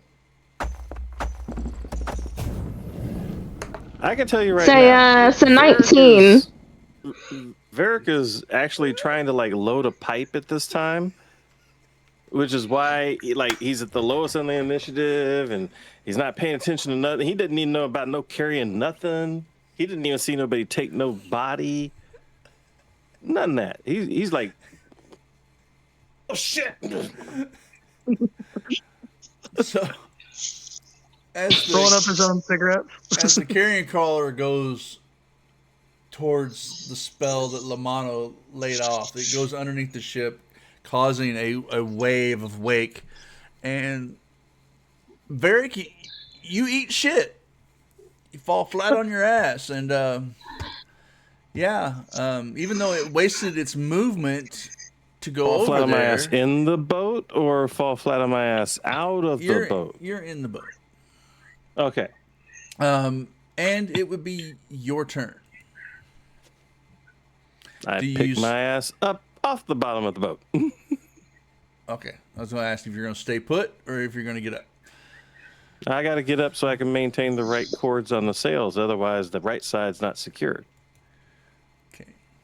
Which leads to the next one. And its movement is 30. I think once it moved out of the area where it can get a free attack on us, you should pop the cork on that thing and try and like full speed ahead. So as you get up, creating the vibrations in the on the boat, the second carrion crawler starts worming towards the vessel, leading us back to the top of the initiative order, Zeph, as you see Varric trying to get up after he fell and seeing the carrion crawler. Wait, he held his action or this I'm whole not crippled. thing. So wait, Dan had held his action specifically for if they start to move close, so he could pop the cork off of that bottle and get us moving a little. Lamano, it's not your turn. Not- All right, let's stick with our turns. Zeph, it is your turn. You see Varric fall, and as Varric is getting up, you see the other carrion crawler now moving towards the ship. I think what Saphira is going to do now, she is going to burn her action surge, and she's going to do, with her first action, she's going to do firebolt, and then with her second action, she's going to shoot her longbow, but she's trying to shoot it in a way where it looks like, if she shoots it just right, it looks like a flaming arrow. Okay. Go ahead. So I'll do the firebolt first. Oh, okay, 17. Okay. So are you wanting to shoot at it? Yeah. Okay. Go ahead. So that's 17 on the firebolt. And then it's 22 on the longbow. Okay. So you got 2 attacks? Yeah. Yeah, because I burned my action surge. Okay. Alright, so go ahead and roll damage. Alrighty. So that is 4 points of piercing from the longbow and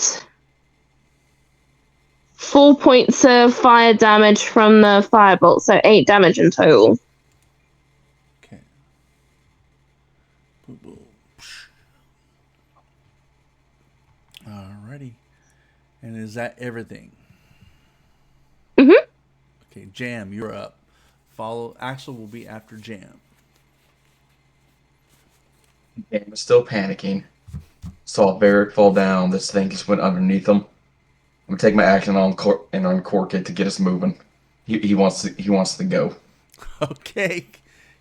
Go ahead and give me a Athletics. Athletics. It's right there. Is it possible for me to give guidance since we're relatively close, or no? Yeah. Okay, sweet. Add a Because we D4. had the same idea. Perfect. That's a total of 13. Okay. So you are able to hold on to it. So it was only a DC of 10. But once you pop the cork, you realize, oh shit. And you get it directed back towards the sails, and the ship begins to move again. It's moving slowly, but it's heading right at the carrion crawler. I thought I'm panicking. I got us moving.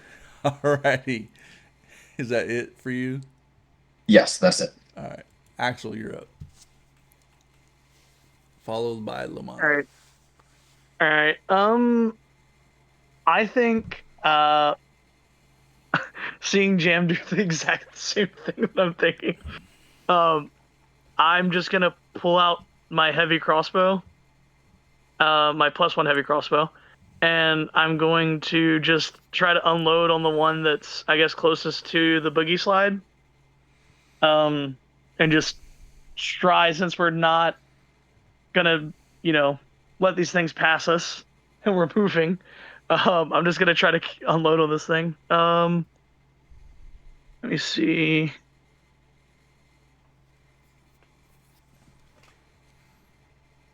Give me a. It's like, just give me a intelligence check. Intelligence check. Okay. Let me go back to my skills. You said just a check, not a save. Yeah, just an intelligence check. Okay. I'm good at that. Nat 20. Dragon. Chunky. Mm-hmm. It dawns on you that he just opened the cork and you guys are heading right at the carrion crawler. And who is controlling the rudder? Oh. Can I, because I have someone else holding the gust, or the bottle of endless one, is it possible for me to, instead of getting the rudders, because I know I'm going to fail that because I'm not strong, can I help Jam redirect the wind so it's not getting the sails to go towards the monster? You know that you'd have to move the rudder, which I think I have to move the Lamano rudder? is got the rudder. So you might want to tell Lamano to either hard left or hard right, depending on how Where's you the want. It's right in Where's front of the you. other carrion, Peter? So there's one right in front of us. Where's the other one, though? The other one's to the north of you guys. As So it's further away? Yeah, Lamano cast a spell in the sand, like a trimmer in the sand, which drew its attention, and it went underneath your ship, which knocked Varric down. And then it went 30 feet over Earthbending. there.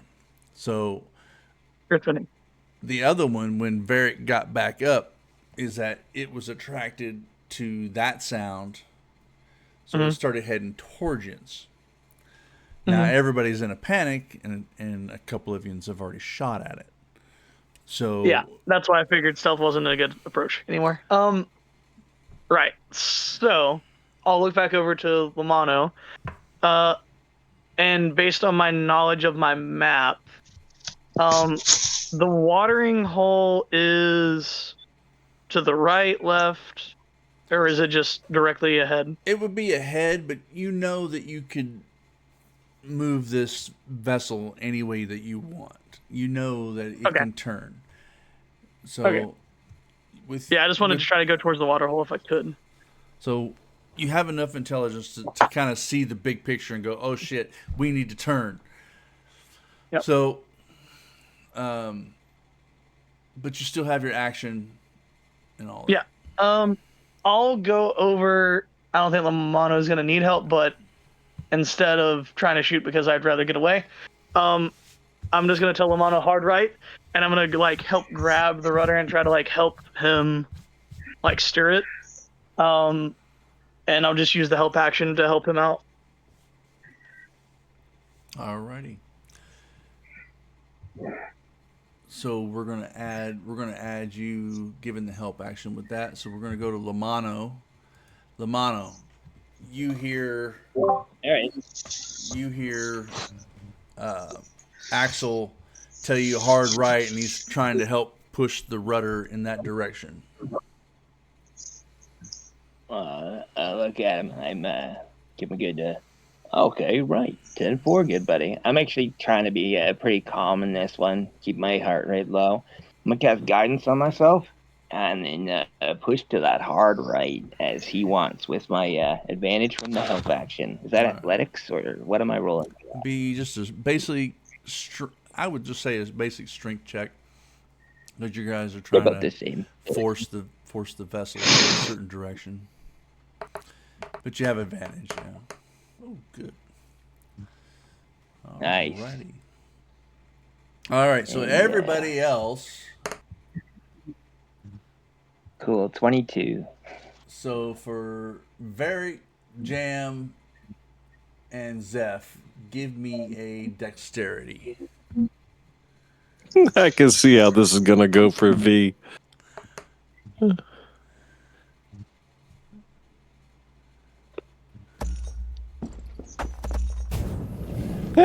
Jesus Christ! I punch things. I don't stare and dance. All right.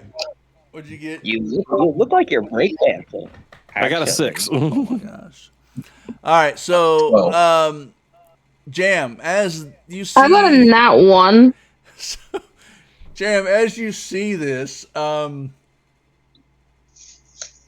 two of the party members decide that with the hard right that was given, they went hard left off the ship. Off the ship. As I look as we go by. Give me a last chance grapple or athletics to grab the outside sand slide. I'll go for athletics.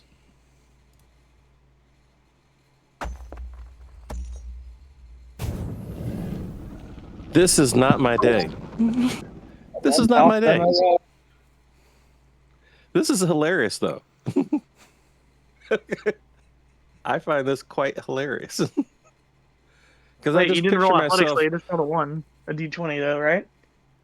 Yeah, I rolled a 1 on a d20, but with my things and stuff, it came out to a 6. But regardless, Buddy. I don't know. All right, Zeph. Go, it's buddy. hilarious. You too. I find it just absolutely hilarious. Picturing him loading his pipe while you're skiffing along. Didn't even recognize there was a person out there. Some person gets eaten. There's healing going on. I'm still trying to load my fucking pipe. They sit here and jerk off to a freaking fast speed that causes me to fall down. As soon as I get up, they jerk the fucking thing to the right, causing me to fall out of the fucking boat. None of this is my fault, honestly. Zeph, I do want to. I think I want to try something using my reaction. Okay. Because I've just thought of something that I can do with stuff I have in my inventory. Zafira learning she's learned survival techniques from many people in her life. She's learned some from her father. She's learned some lesser needed ones from Grog. She's learned some smarter ones from, her Aunt Keyleth. And what she's gonna do, I want to see if I can. I'm probably gonna have to roll a few things. She's gonna take out her spear, and on the end of the spear, deftly tied very well, thanks to her cousin Vax teaching her all many manner of survival knots. She's gonna try and chuck the spear so it lodges into the side of the ship, and she's gonna use that as kind of like an anchor point and hold on to the rope. Okay. Go ahead. I'd say Jeez. normal strike. Okay. Oh god, we're putting a hole in the ship. This is It won't be a big hole. We're gonna take on water. totally. Would you rather your captain die? Would it be less You're right, Captain. sarcastic? No, I'm kidding. We gotta save you. I don't let people die around me. All right, so go ahead and roll to hit. That's a 23. Okay, now give me a athletics athletics. I'll do athletics because advantage. Oh, yeah, that's ugly. That's a 18. Okay, so as you throw the spear, your body hits the last little arm that comes out right there. And it knocks you face first into the sand, but you're still holding on to the rope. And as you get snapped off into the rope, your body tumbles backwards, and Varric sees you on the ground, and the rope is still like unwinding as the ship begins to sail away. Oh, bloody hell. And Lamano, it is now your turn as you just turned the ship. So that was your action to move the ship. You see the two of them fly off. You have a bonus action and still have movement. This he had gathered a bunch of rope and such as extra supplies, so there is a bunch of that on the rope. But also, we have an anchor, which I might be able to throw at one of the other characters and hook them, and potentially drag them along. But I don't want to throw the anchor as much as I want to get them. So I'm going to hurl a rope towards Zafira and Varric. I forgot your name. Varric and Zafira and Varric came up. All right, well, I actually know Varric. So I'm like, Varric, see if you can grab Zafira. And I toss you the rope, hopefully before you fall too far away from it. Okay. So give me a athletics check with that.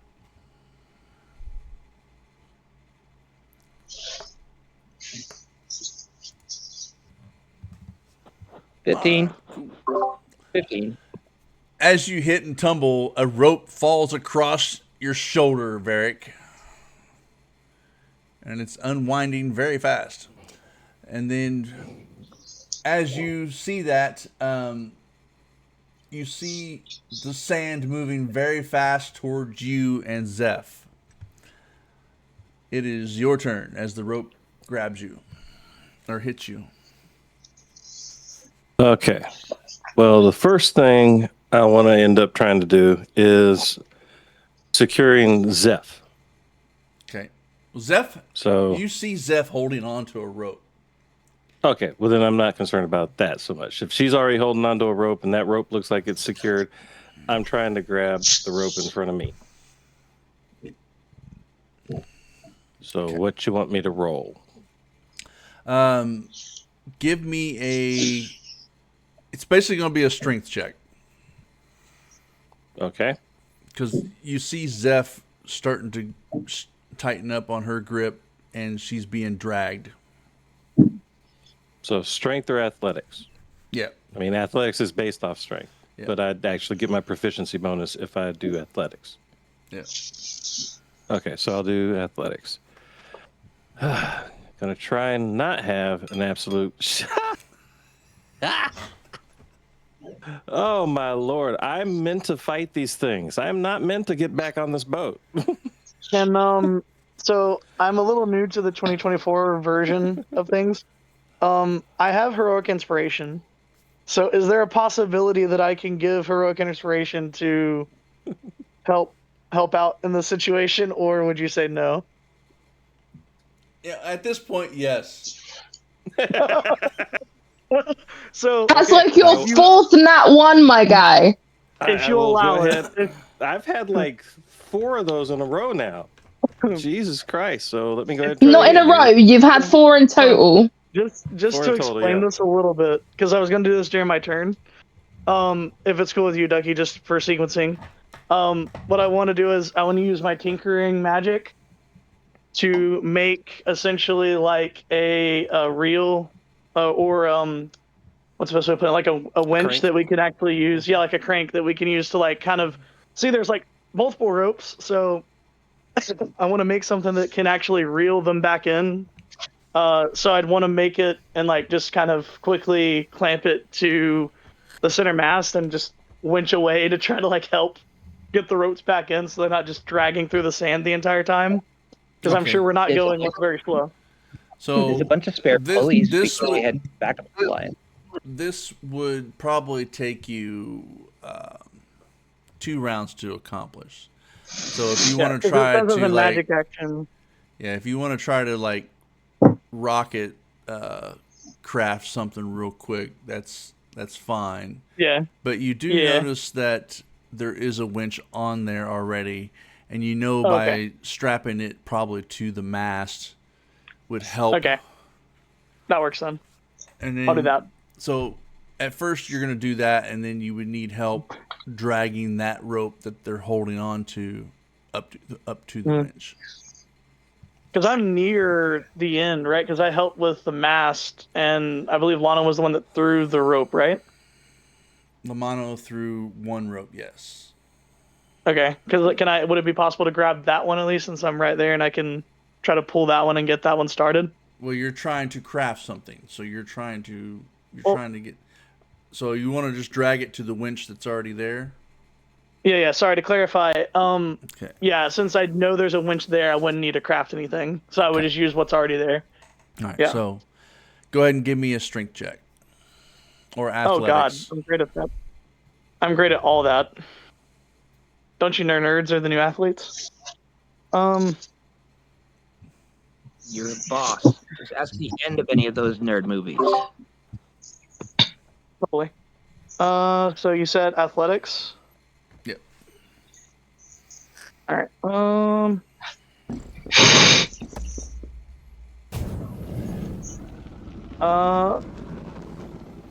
A 6. If I need to, I'll use my lucky feet to reroll.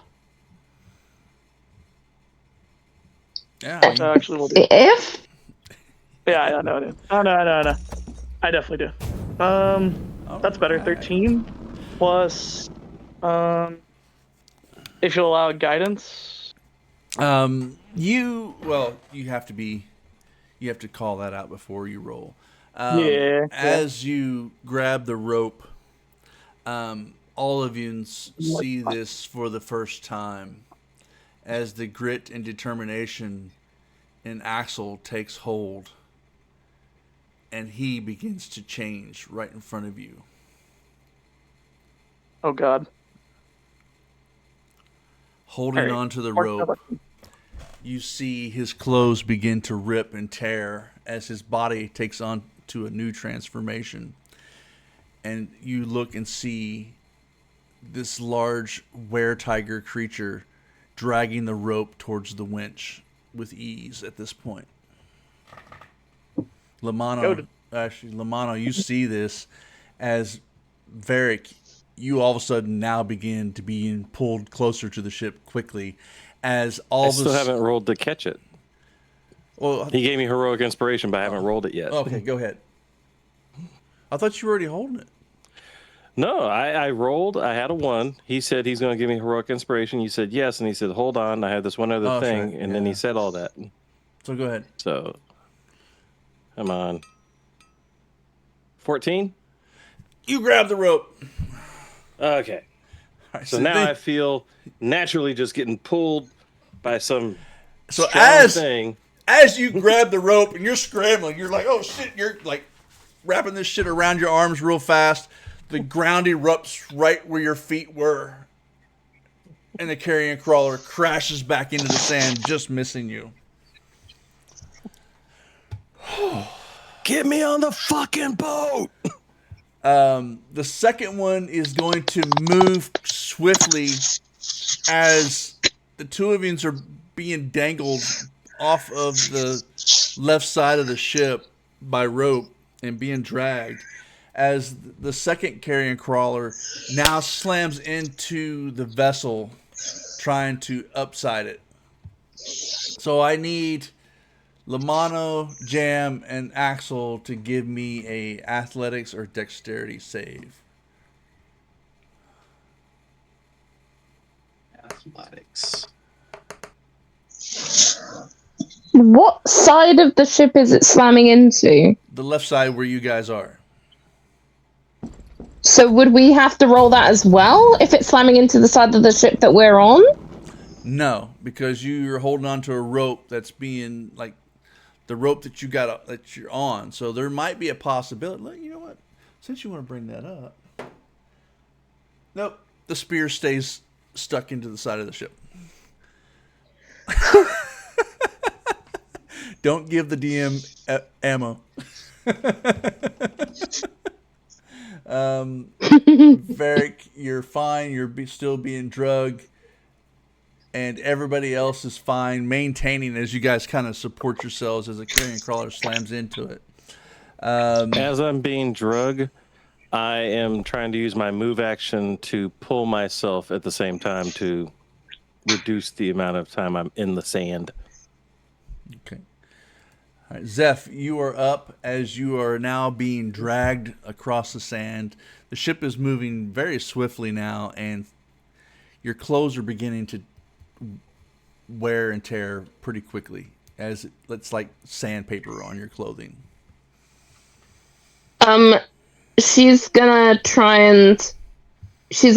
because the way I imagine it is that she kind of threw the spear up and it lodged not onto the side of the ship but onto the deck. So I can imagine she's kind of using that as like a leverage, and she's basically climbing up the side of the ship now. Kind of like reverse rock climbing, kind of like reverse abseiling, kind of. I guess like it's not rock climbing, but it's boat climbing.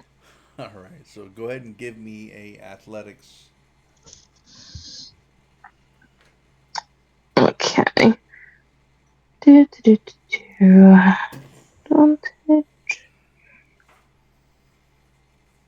That's a 25.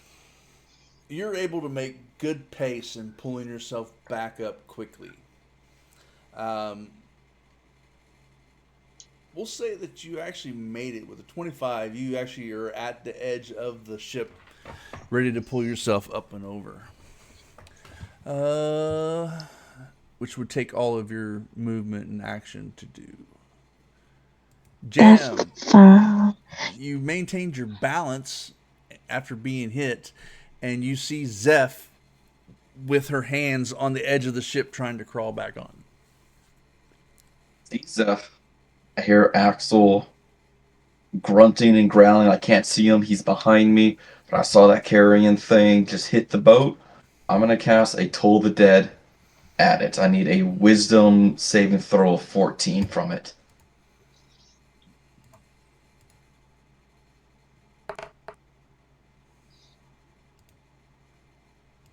And is this the one that took damage already? Yes. That means it is a D12 instead. And it's going to take... Gotta love Toll the Dead. Perfect. 2 necrotic damage as I'm Oh no. just trying to hold the gust of wind at the sail, trying to keep us moving. Still panic in his eyes. Alrighty. And that's my turn. Axel, you're up as you now realize you've changed as anger and rage fills your body.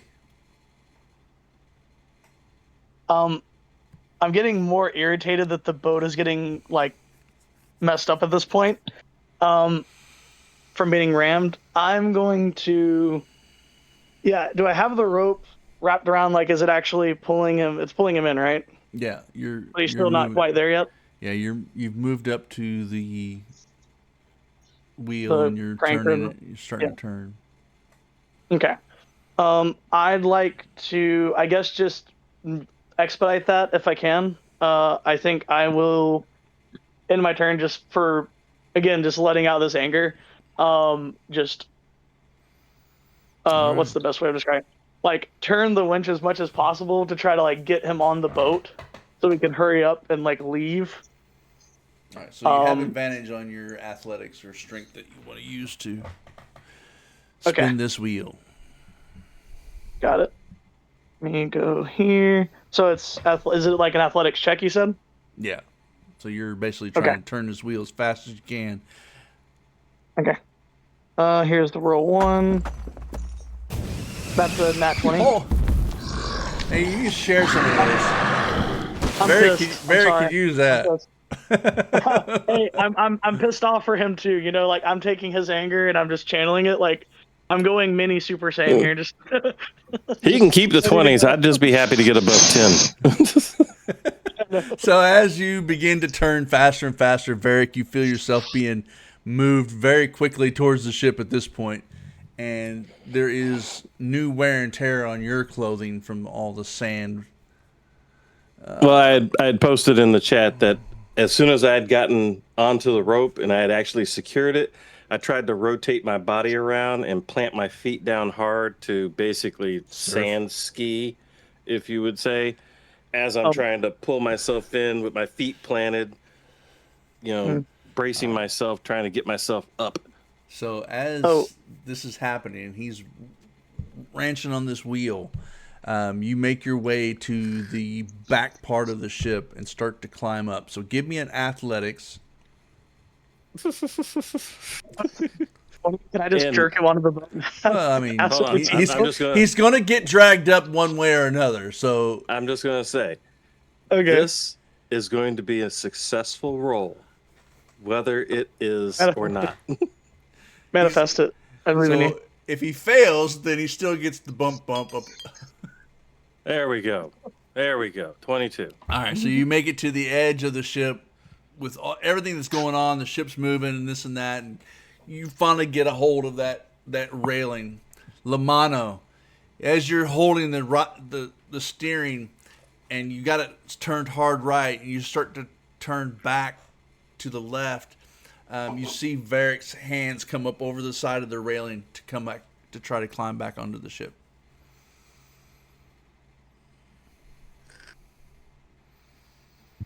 Is it my go then? Yeah, it's your go. Okay. So how close are the two carrying crawlers? You guys just passed one, and the other one is no longer within visual. All right. I am going to try and blast the object back. Oh wait, no, Shatter doesn't do that. That's Thunderwave.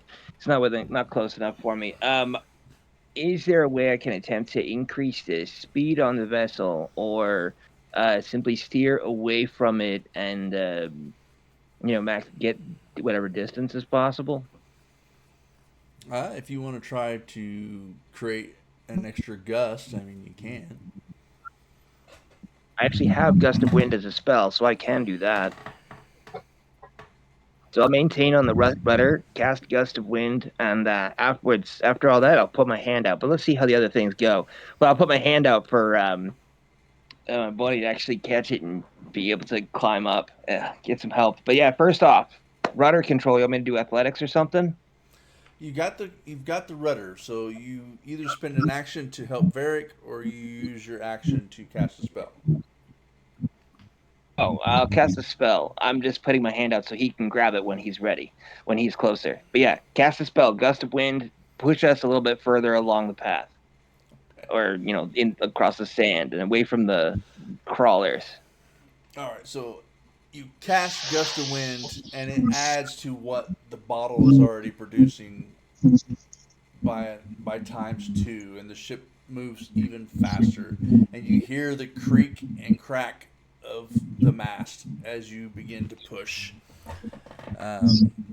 You hear the tight stretch of the ropes and the impact on the sail itself. But the ship does move faster, and you begin to keep moving.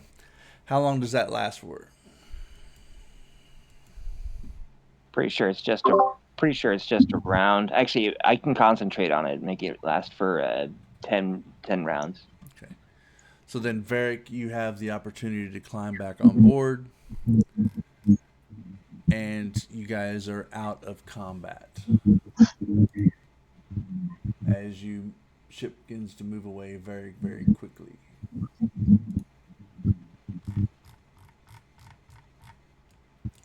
So, alrighty, and there we go. And that's where we are. We're going to probably sit here for a couple more minutes. And all right. So As soon as I get back into the boat, I'm shaking all the sand out of my clothes and my hair. Like, son of a bitch! You guys could have fucking warned me. I'm trying to scoop up a little bit of my pipe tobacco that's still on the bottom of the floorboard of the boat. Actually, let's see if did you hold on to your pipe? Yeah, if anything, it's in the bottom of the boat. It might have went flying off when they got hit. Nah. I'm actually gonna pass you mine. I'm gonna take mine out and put a little bit in, like, here. You know what? I think we have some precautions we can take for the future when it comes to being on this boat, such as maybe being tied to the mast consistently, or having regular bow lines set so we can toss anybody who goes overboard. We'll figure something out. But here, Or letting somebody know when you're actually gonna sit here and just take off and do shit. I actually think it was Sorry, very I rude to panicked. carrying crawlers to not let us know they were going to attack us. It's if only somebody warned us that it was going to be a trap or some shit. No, we just all of a sudden just jetted off. We were slowing down. All of a sudden we just jetted off, and I fell down and dropped my pipe. As soon as I got back up, all of a sudden we just turned to the right real fast. Next thing I know, I'm out in the sand. People are throwing ropes at me. Luckily, I grabbed one, because then this big fucking desert worm thing comes out the damn ground. All right. I think luckily we have a figure on our side. Really, that's what we should be lucky for. What up, big boy? How are you? I give him a pet. You look awesome. All right. So we're going to take a 10-minute break. So everybody come back at 15. No. So it'll be 19. So 11:19. And that's what we're going to do. We're going to take a break, take a quick break, go intermission, use the bathroom, grab some more drinks and this and that.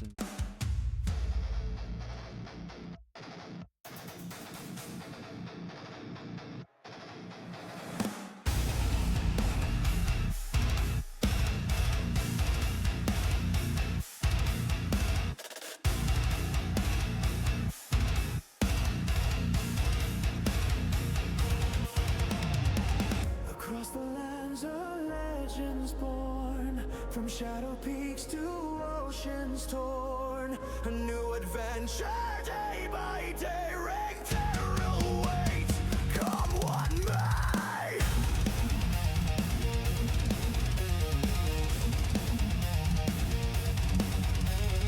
Still on stone, the dice are cast, each faithful roll holding fast. Heroes rise from dust and lore to seek the glory, nothing more. Whispers echo through the night, guiding spirits with the light. Epic fail in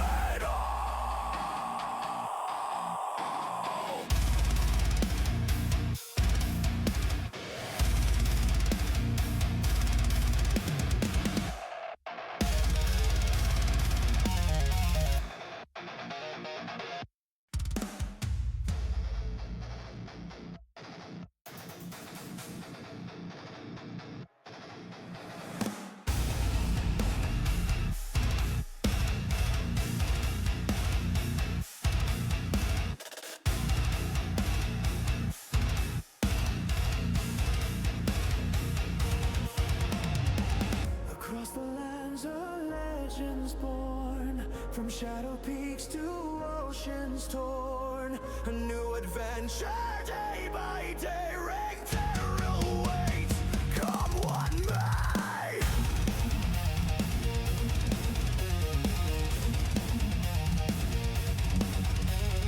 Still on stone, the dice are cast, each faithful roll holding fast. Heroes rise from dust and lore to seek the glory, nothing more. Whispers echo through the night, guiding spirits with the light. Epic fail and glory, hear our name. Through fire and shadow we stoke the flame. Across ring terror, journeys begun, until the final victory is won.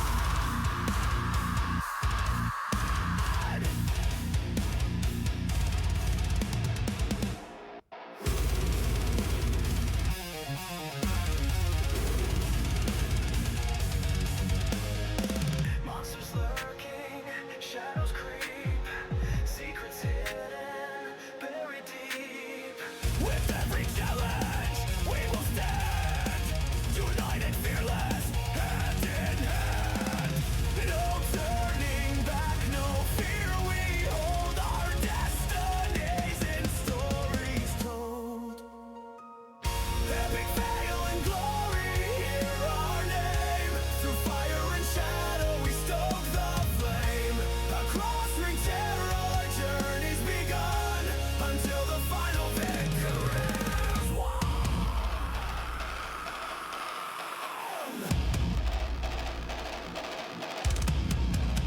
The heroes fade, a winding road, a heavy burden to be strode. We stumble, fall, then rise again, forged in battle, free from pain. With every scar, a lesson learned, a burning passion, deeply burned,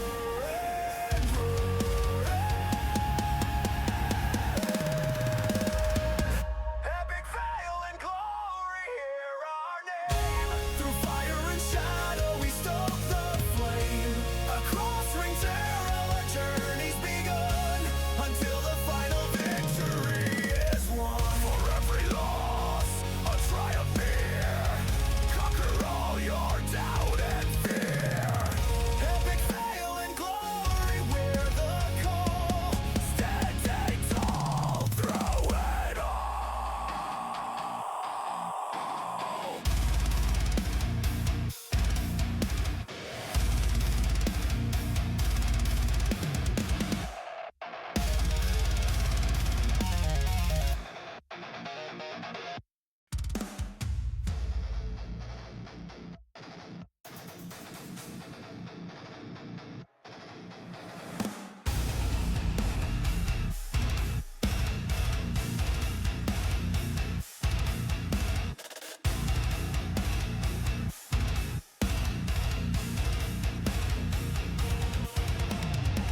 Across the lands of legends born, from shadow peaks to oceans torn, a new adventure day by day. Ring terror awaits, come what may.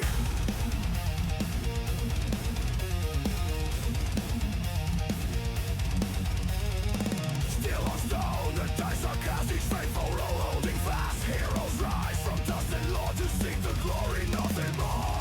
Whispers echo through the night, guiding spirits with the light. Epic fail and glory.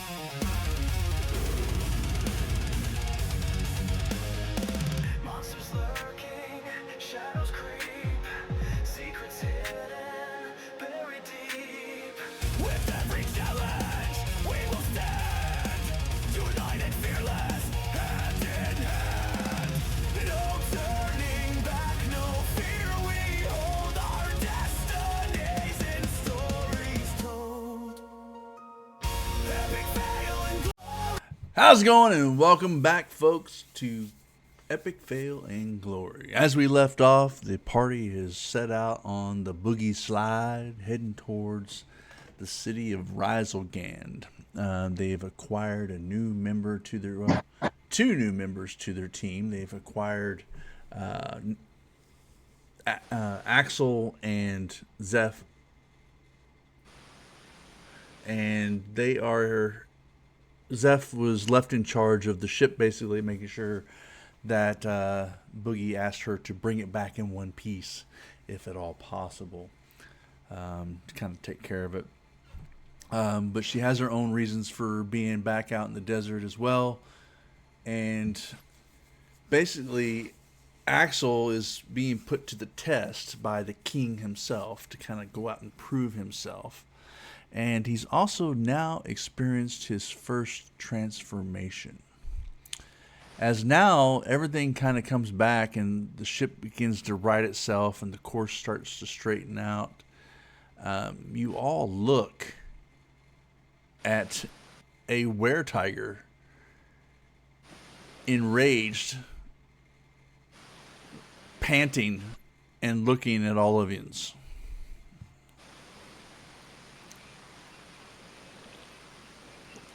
All right, guys. I take it panicked. that's I knew we supposed had to to be get out. Axel. Yeah, Axel changed. Yeah, sorry, guys. I panicked. I knew we had to get out there. I was like, I think we're safe. Turn. Are you Axel? Yeah.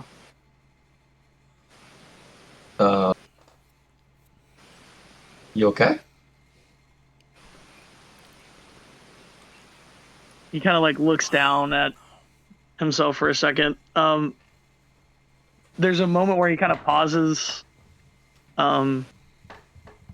genuinely confused, before he kind of like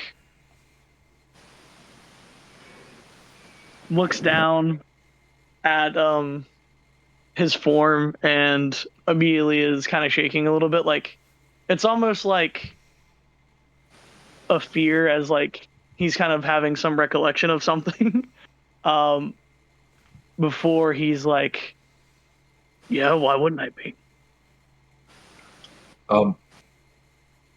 Now you never mentioned you were a lycanthrope. Granted, most people in Versailles are, but you never mentioned it. Did you know? You okay?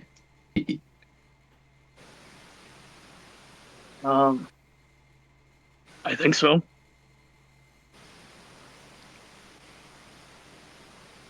And with that, he immediately tries to go back to work. I go ahead and look over at Jam. Do not date a lycanthrope. It apparently is catching. Okay. I thought it was a curse, but I think it is more of a disease now. Yeah. I feel like hearing that, Zephyra's gonna kind of like try her very best not to let the words get to her. As she's kind of like dusting the sand off of her outfit and essentially knowing she in her head she knows that as soon as her cousin Vexalia realizes that Zephyra has taken one of her bows, oh, she knows she's in for it when she goes back to Whitestone. If she goes back to Whitestone, she knows she's going to be in for it.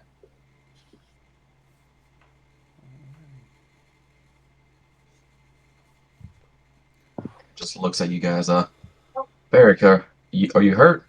Yeah, kind of dragged you there for a while. No, I'm not hurt. Nothing more than my pride, I guess you could say. But sandy, a little torn up clothes. But we should probably continue to get going. Yeah. What were those things anyway? Do you guys know what those were? We've No never idea. seen those before in Abordia. Giant worms. You know Giant them worms. to be carrion crawlers. Book told me that there are things like that called carrion crawlers. They are vicious. Like a large sand centipede. You. Ew. I'm gonna be mending the mast, by the way. Okay.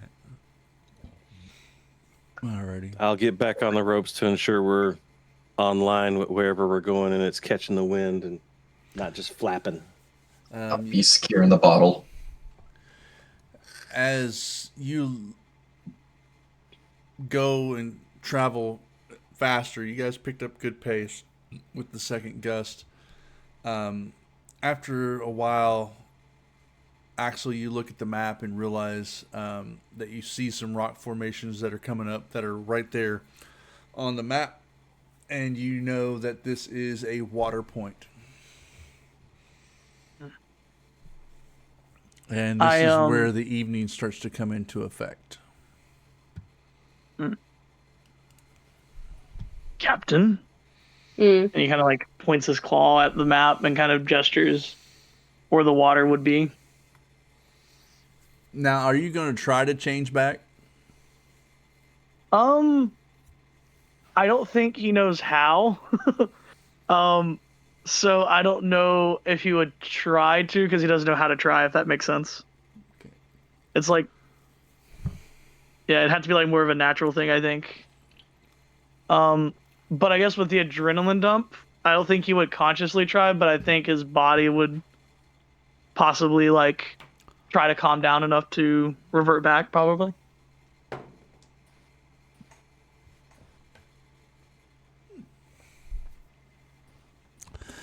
Yeah, it seems like you're stuck there for a minute. Uh-oh.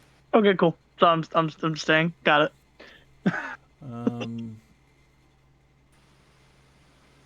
So you guys make it to where you guys start slowing down, using the gust of wind intermittently just to kind of slow the ship down, but keep it moving, slow it down, keep it moving. You make it to a stopping point at this campsite area. And so we already have. So we have Lamano and Zeph with already 1 point of exhaustion. So that would bring up number 2 on the list. So, Axel, give me a D10. A D10. All right, that doesn't sound ominous.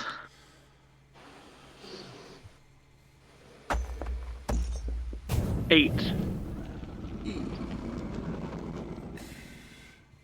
Okay. All right, so you guys get there for the night and start to several rock formations around this and that.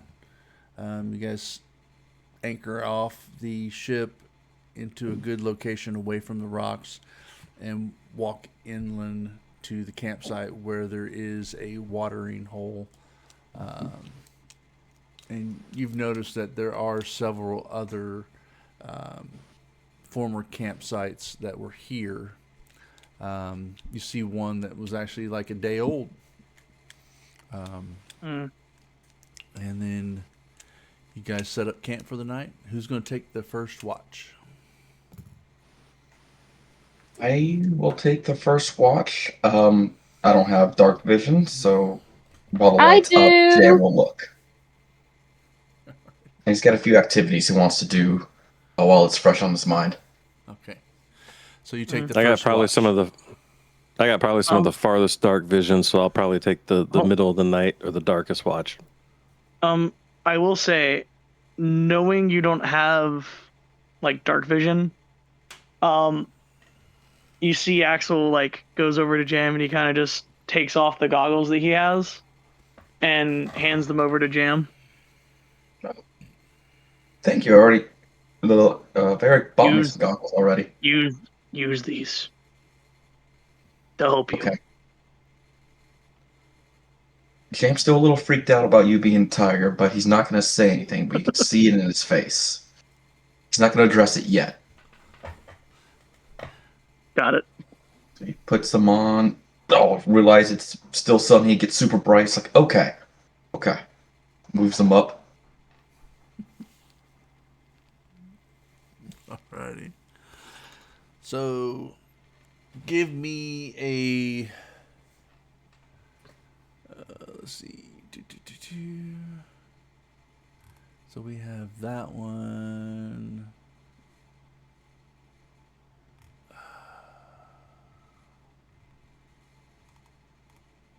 I don't see that one.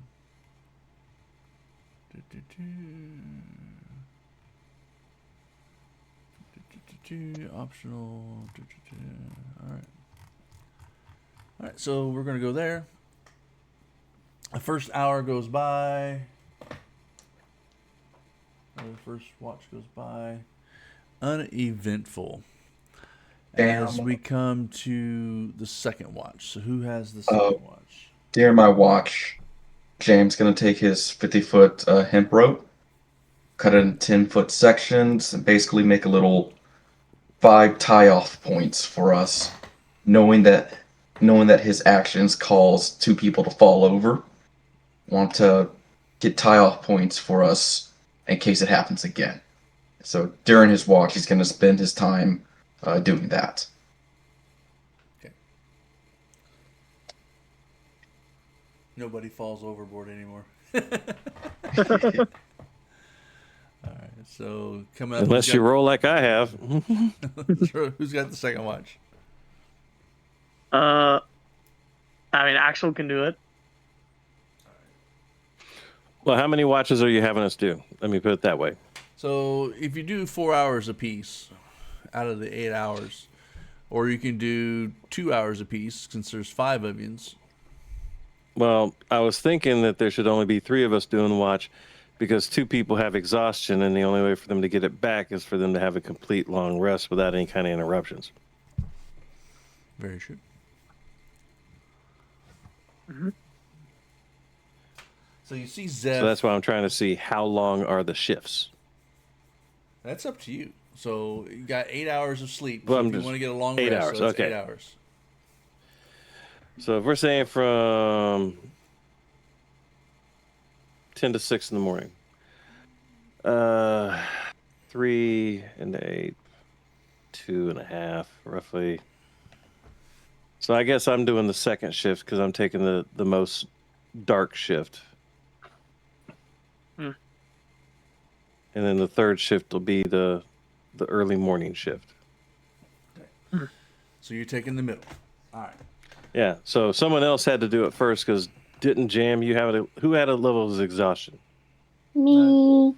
Zeph. And Okay, so Zeph and Lamano are not going to be doing any of the guard shifting. So Much Jam to had first, I had Kara's second. protest. So that means Axel has third. Okay. Yep. So as Jam completes, or as Jam is standing his watch, is there anything that Zeph wants to do prior to going to bed? I think she's kind of still thinking about what, like, she saw happen with Axel, and she's kind of still got that on her mind a little bit because she didn't think she was gonna see another lycanthrope so soon after leaving home. So I think she's probably just thinking about that. And she's in the she's able to sleep, but she's kind of got it in the back of her mind that she knows people in her family have access to sending. Or she has friends of relatives that have access to sending. So it's that constant thing of shit, my cousin's gonna realize I stole one of her bows. Okay. So Axel, you during the first watch, what are some of the things you do before you lay down for sleep? Um, make sure all of my tools and everything are still at least around. And yeah, I mean, I just do like a check and I make sure I put all my tools underneath my pillow. Um, and I just get in my cot and, you know, try to get like almost like a mini, it's the best way of describing it. It's not like a crazy thing, but just like a mini shelter thing that would kind of keep direct wind off me. Um, like a piece of metal roof or like metal A small lean-to. piece of metal that can like yeah something like that, yeah. And I just kind of sleep near that so that way there's no like sand immediately blowing into me. And I'll use the rocks as well for cover and just kind of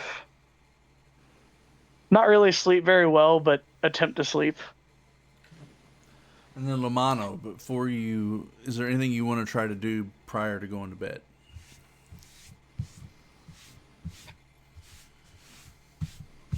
I can barely be heard very well. I had written, if I don't already look at the ritual book, because I whole thing of researching rituals of the.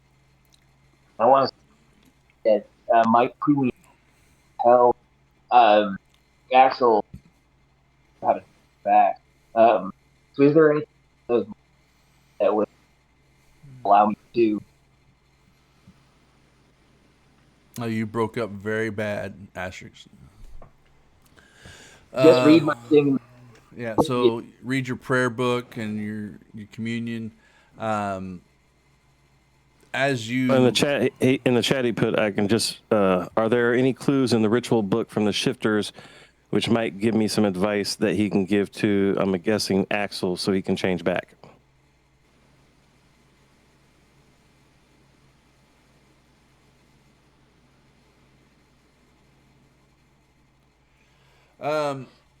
so basically, you see the laws within the ritual book.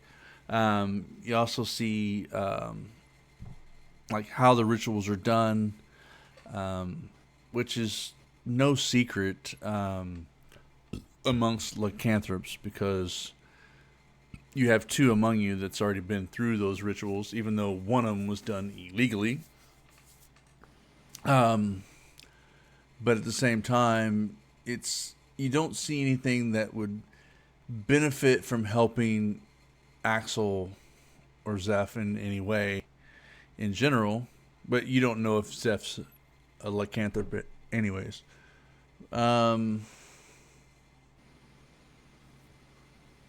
you see basic rituals of basically you see basic rituals of like how like the turnings are supposed to take place. You see like how the you see like the different glyphs that are set around the circle to protect the people on the outside in case the ritual goes wrong or the lycanthropy doesn't take like it should.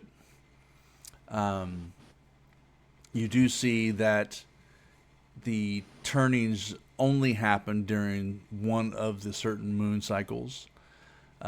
You do see a very strict warning towards the end of that book that talks about the three moons. The three moons, when all three moons are aligned in full, is when lycanthropes cannot control the beast within. So they, from what they know, is that they have to lock themselves away for that cycle, so that way they don't hurt or cause any more havoc. That's why they're following the law. That's why they brought up these laws, is because there's no control in this and that. You also see prayers and rituals and stuff for a for the god Pakapi. So you do see gods you see prayers and structures for prayers for Pokapi. And these are only meant to, help channel through his divinity that he has for his people, those that are lycanthropes. Which is something that Zeph would know about. Zeph would know about the ritual prayers through Pokapi. Chetney always wanted to be a god. Well, he just wanted to die, I think, but He just wanted to die. He wanted to have RTA tattooed everywhere. yeah. So, but yeah, that's basically the prayers and everything that goes through. It's just a prayer book along with the rituals structure of how to set the circle, how to maintain the circle, how to set the glyphs, and the basic laws and rules of the city. Anything else for Lamano? He typed a couple more. He said, I try to recreate some of those ruins and put them around the campsite. I'll bring that up after looking at the moon to see where it is in its cycle. Okay, so we are in. So we just finished the Vordoon moon, which is the Blood Sentinel. So, Vordoon is the one that you use for the rituals. It's the ones that help the turn. It is a 45-day cycle. Now, currently we are in the Thasari cycle, which is the third moon, and it is usually on a 20-day cycle. So we are starting off early in its 20-day cycle. It is the smallest of the moons, but it's also the fastest. With the lore that you read from the moons is that it is a blue-violet in color. It is small and fast, and is said to be fractured shard of the actual Fey realm. So it's said to be a fractured shard of the Fey realm. It's also the moon of dreams, illusion magic, the Fey, and madness. It appears hazy and sometimes ringed with a faint light. You also see in there that cultural beliefs, dream magic is strongest during Thasari's full phase. So Fey crossings occur as well when Thasari is full, and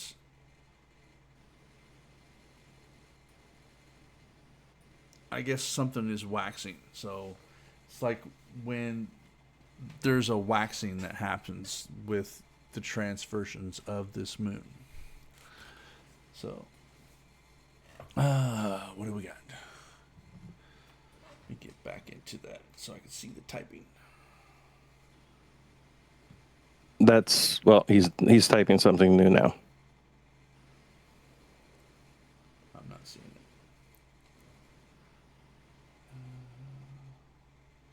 Is he typing it in? Waxing means it's heading from full, not towards it, I think. Yeah.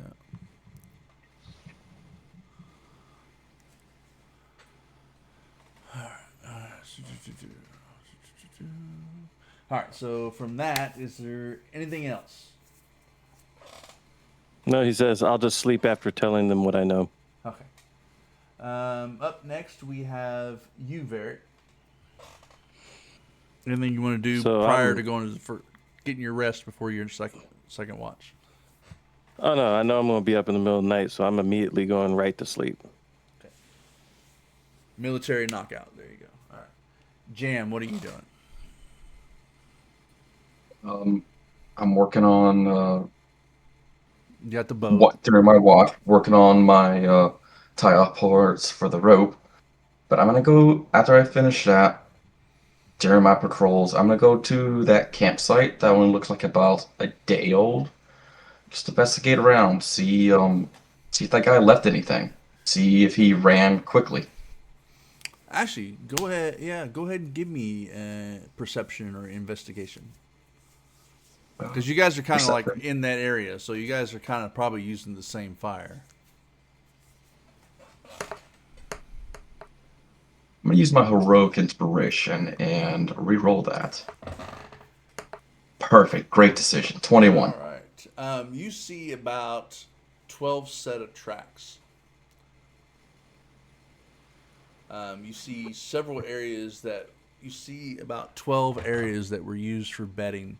Even though you kind of like, from what you perceive, is that even where you guys are camped out, there's actually more. Like there's several others, so you counted about 12 sets of tracks, all different shapes and walk patterns. You can tell that there's women, children, men, women, and children in this group, and that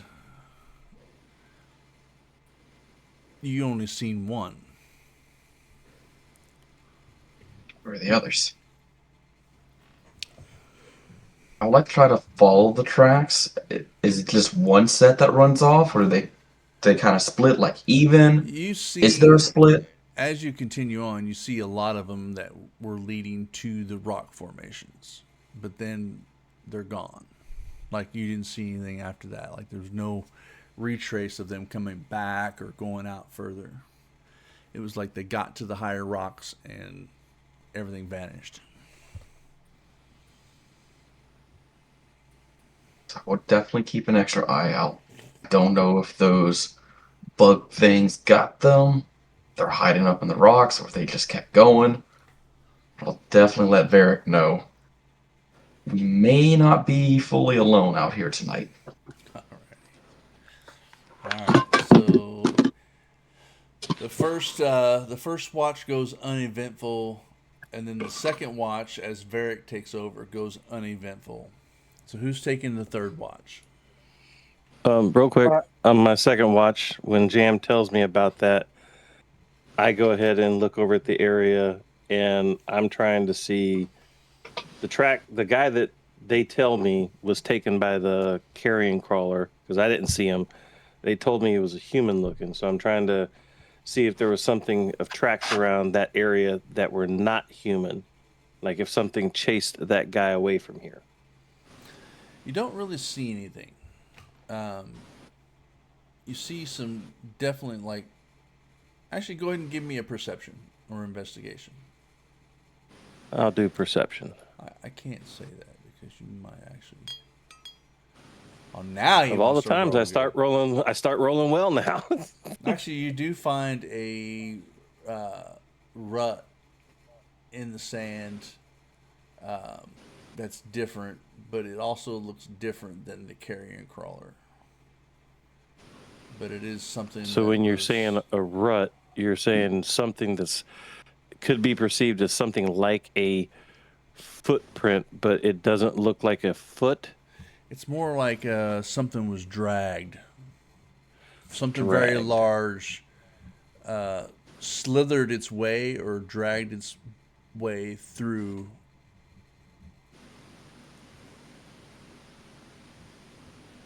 Okay. And it looks like it came from what direction and went what direction. Not necessarily how long ago or what time, but like where it came from, which way it went. It seems like it was heading towards where. It seems to be heading to where it was heading towards the northwest, where you guys came from. Okay, so the direction that we came from is the direction it looked like it had left to. Yeah.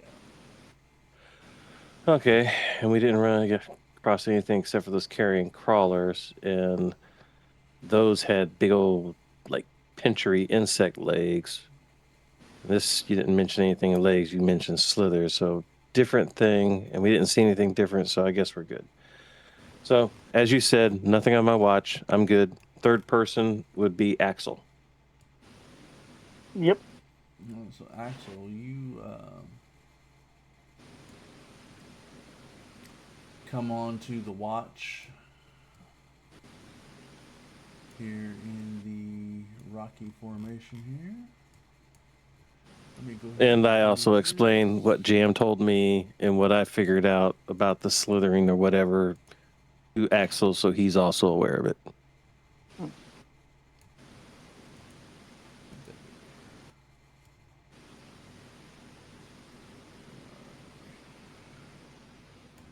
Alrighty, let's change that to.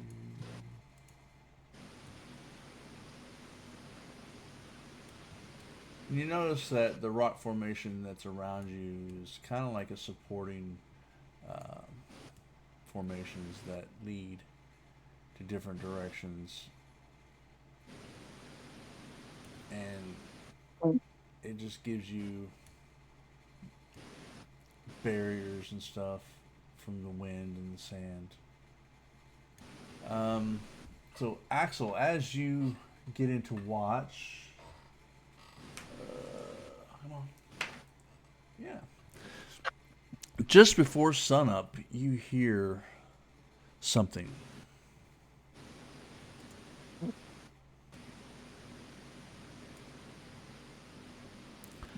And it's kind of coming from the northeast. Or south. Well, I would say probably southeast.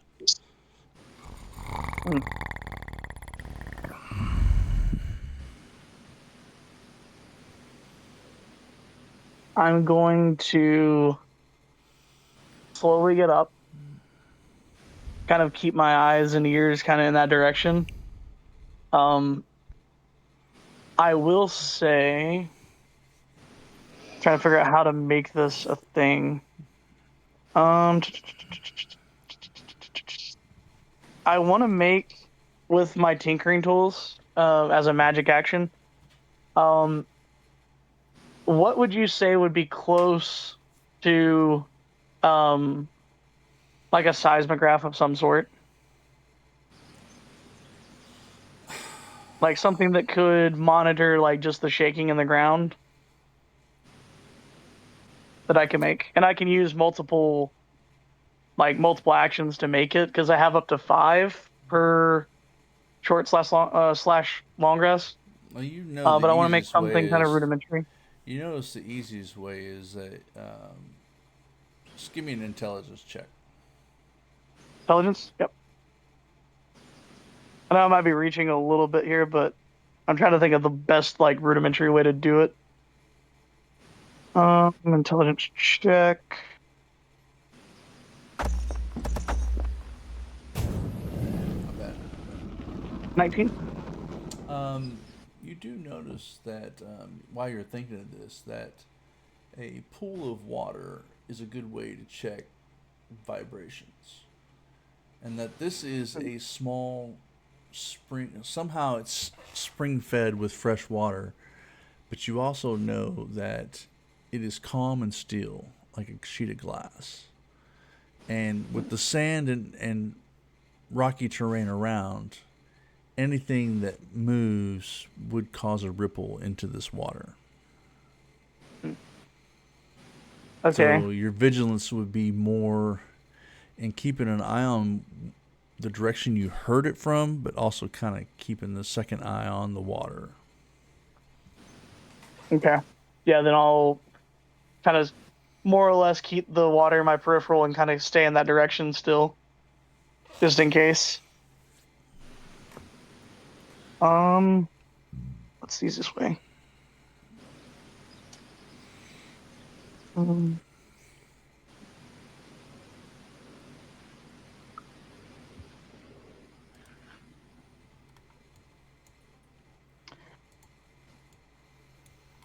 yeah, I forgot I can do that. I can just get a jug thing and do it that way. That might be what I'll do.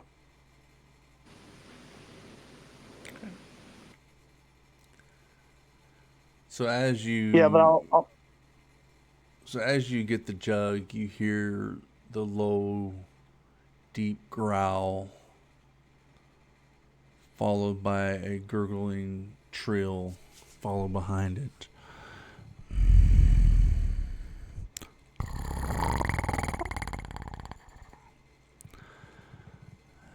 as you look up and see a very dark and large figure on the top rock across the water from you. And everybody, let's do it this way. Do, do, do, do, do, do, do. Do, do, do, do, do, do, do, do. Boop. All right, so everybody roll me initiative. Oh boy. I was hoping you'd go past this. Wow, I'm totally ready for this. What the fuck did you do? So, important question. Was the long rest completed before we rolled? I'm thinking yes, but even though I'm not the DM, because he said at dawn at the end of his shift, and he was the third shift. So yes, long rest has been completed. Nice. Yay, D&D. A lot Shout out better to now. D&D Beyond for the All right, so I long rest need feature. Lamano and Zeph to roll. I got a 19. Yeah, Zeph rolled. She got a 19. It's not showing up. All right, Lamano, what'd you get?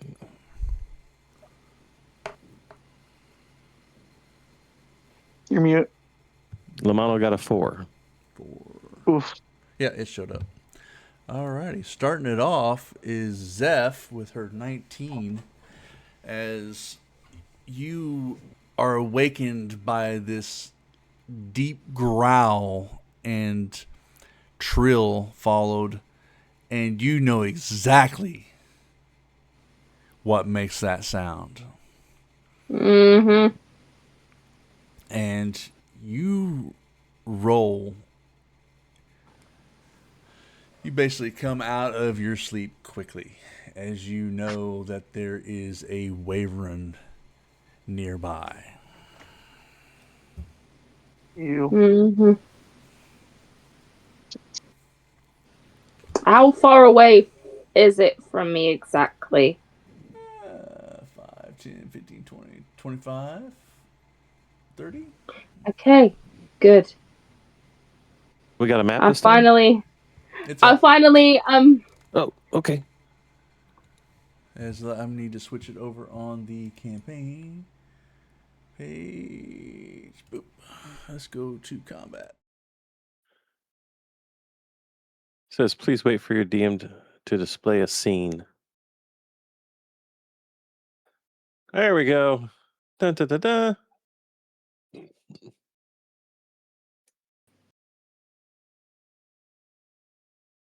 So where will we see this at? If you're looking at your D&D Beyond character sheet, at the top right, next to where it says campaign, the first age, there should be something that looks like a play button, which is launch game. It should open up another window that should open up the map. Just above your hit points. Of course, that's on a desktop. I don't Oh, know. Are yeah. you looking on a mobile device? Yeah, I'm on mobile at the moment. Yeah, I don't know how it looks on a mobile. I mean, I got it's hit points. if you go Oh, I see into your play. character I see the sheet, play button. yeah, the play button. Okay. I see. Oh, I see everybody. Nice. Nice.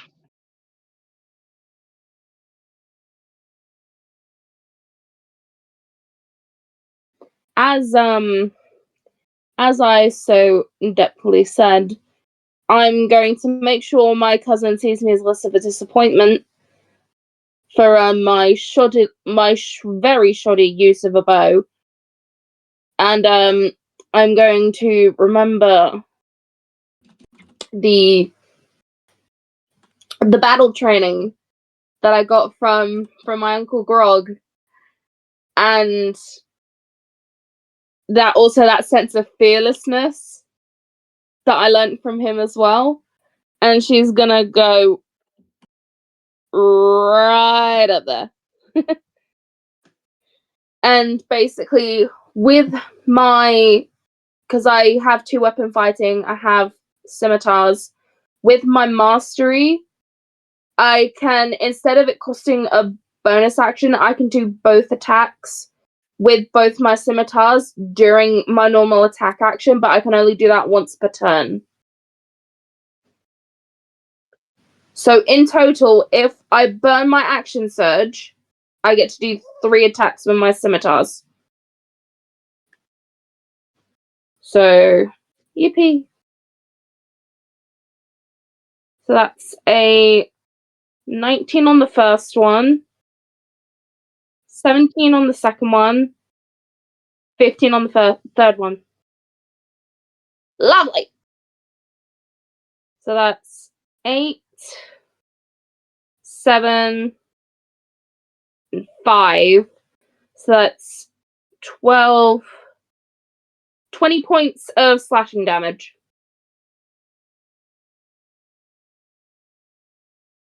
She's just like carving into this thing.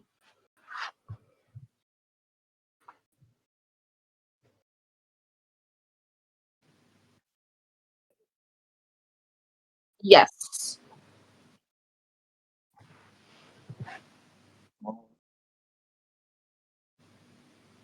A little slow in the morning. He hears the growl, looks up, sees Zeph running towards something. Immediately stands up, grabs his great axe. Look at the selected the ruler. 5, 10, 15, 20, 25, 30. Gets next to her. Bonus action.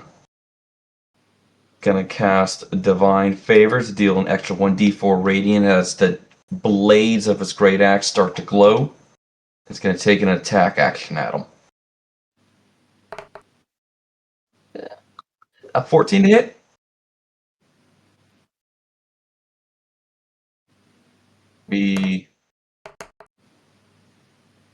That counts as a 3, so that's a 6 plus, because I have a great weapon master, a great weapon fighting style, so my 1s and 2s counts as 3.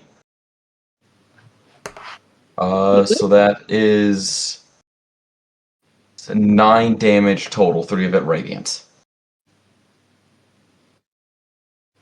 And that ends my turn.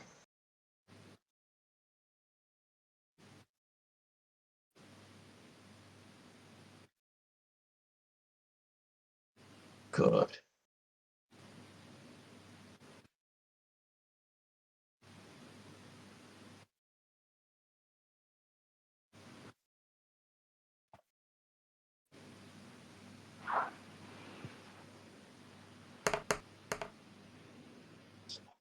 Ooh. Nice.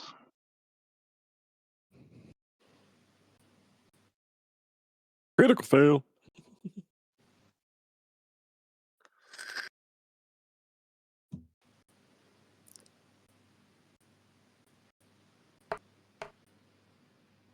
Yeah.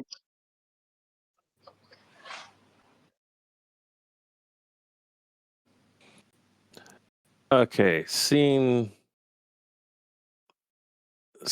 Jam run up there, I'm like, son of a bitch, I gotta go help that boy again. But at the same time, impressed with the damage he sees Zafira do. He's going to use a double move and move 70 feet, going down this way, over to here, up, and then next to her there. And that uses all of his action. He will then use a bonus action. Let me see, make sure I got this right.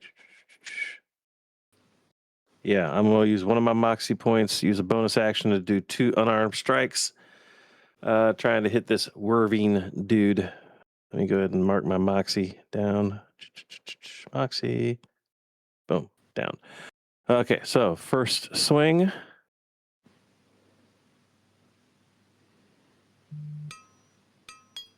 And that is a 24. And second swing. Hold on, here it is. Second swing.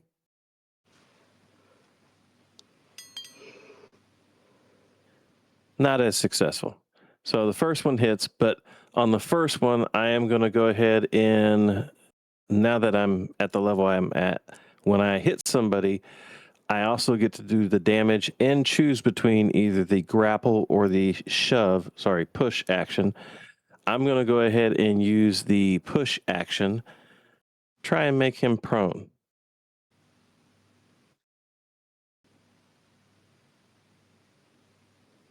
So let me see here. That's grapple. What is it? Push?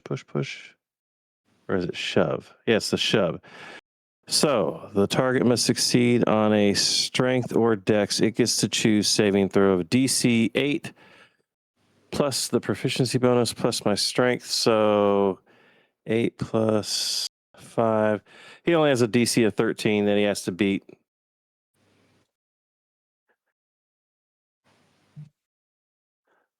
At least only one size category larger. Is he 2? Okay, and I'm considered medium, so that's only one size category, so that's still fine.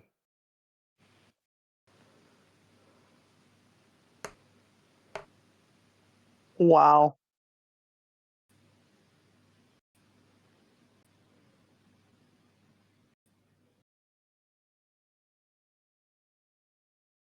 This guy.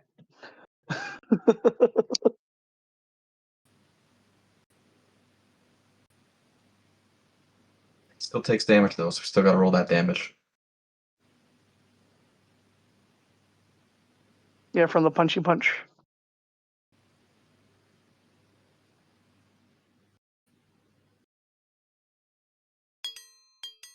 Hey, good damage.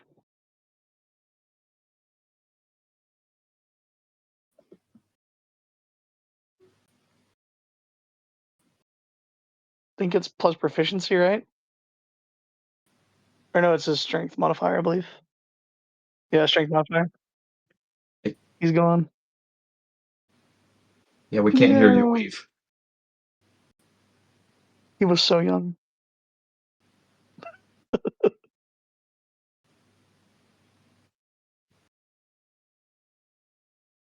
Uh, 11 damage total, all modifiers. He put in chat.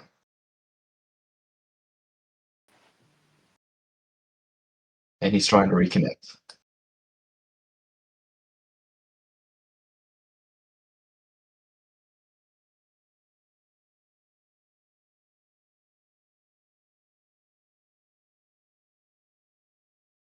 All the points. Whoop. Whoop.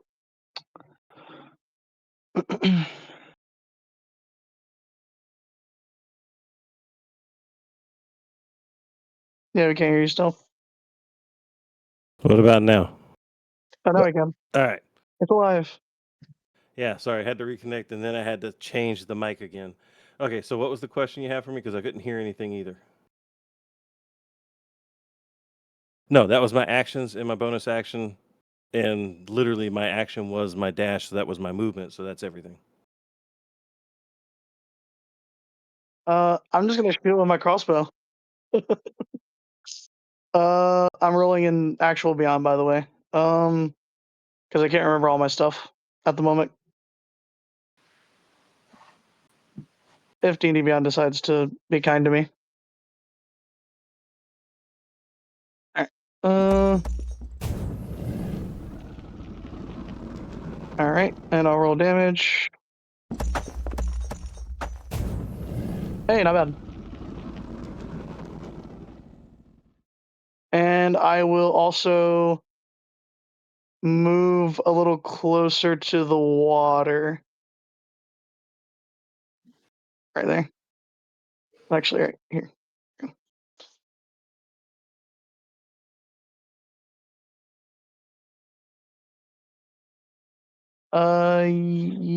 Yes. I don't think I have a bonus action I can do.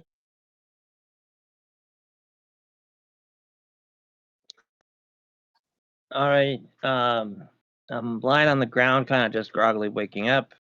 I look over at them fighting. I'm not fully understanding. I say 5 more minutes, and I cast blindness on the thing. Make a DC 14 con save. Rude. I like it. 5 more minutes. Just a few more. I'm in the middle of a good dream. Look at Lamano. You got him. You bum. All right, cool. I see it works, and I close my eyes again.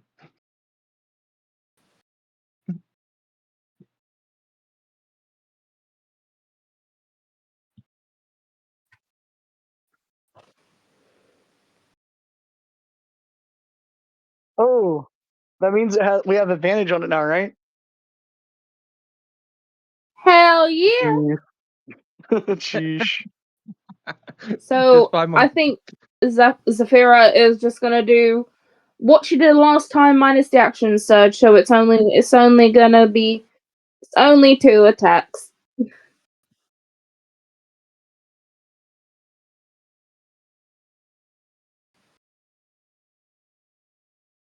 That's 23 on the first one. And a dirty 20 on the second one. Yippee.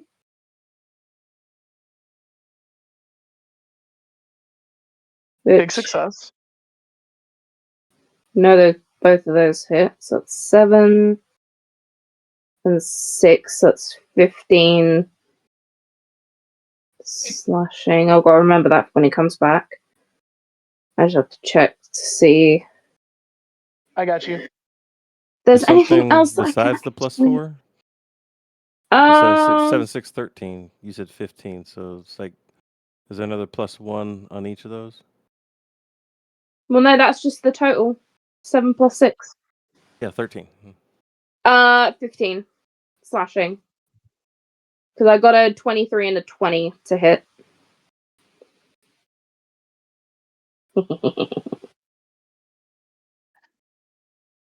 Seeing the radiant damage hurting him from a divine favor, and then Lamano's spell, I see his eyes cloud over.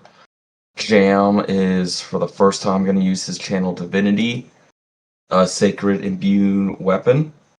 I can add my charisma modifier to my attack bonus, and my entire weapon now glows in bright light, and all my damage done from it will now be radiant. So I'm going to take this at the strike at advantage. Add plus 4 to it, so a 27 to hit. So it would be perfect. 6 plus another d4. 10 radiant damage as my battle axe glows bright yellow slashes across him. And I'm going to use my once per long rest divine smite as my bonus action. Okay. And he's going to take an additional 8 radiant damage to that. So 18 radiant damage total from one strike.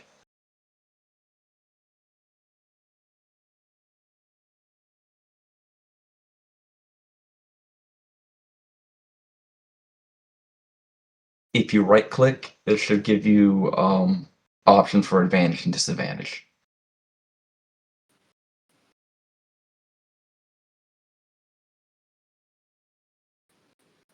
If anything, the easiest way to do it is just roll 2d20s, add the attack modifier, and take the lower option.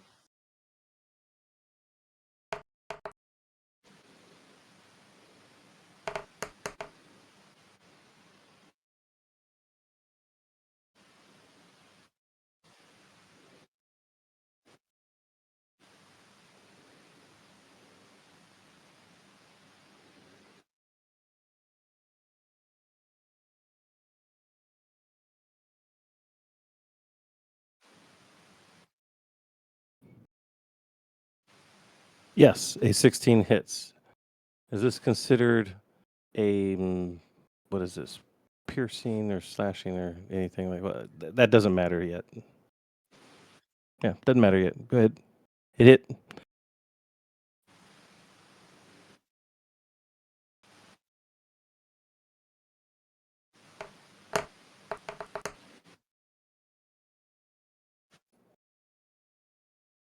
Okay, do. Let's see here. 1, 2, 3, 4. Damage. Hey, since you're not a dwarf, you're not resistant to poison, right? Oh, I am. I have advantage against it. What's all that?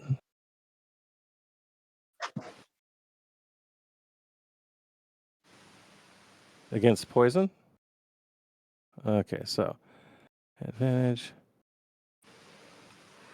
Roll. That'd be a 21.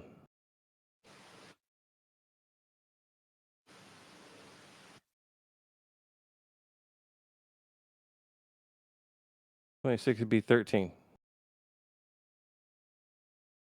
Okay. Let's see here.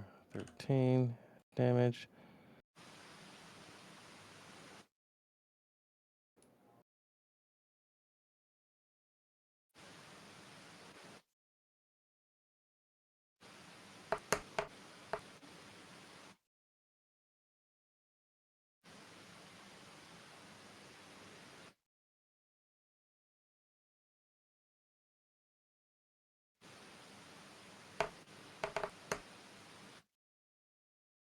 It does not.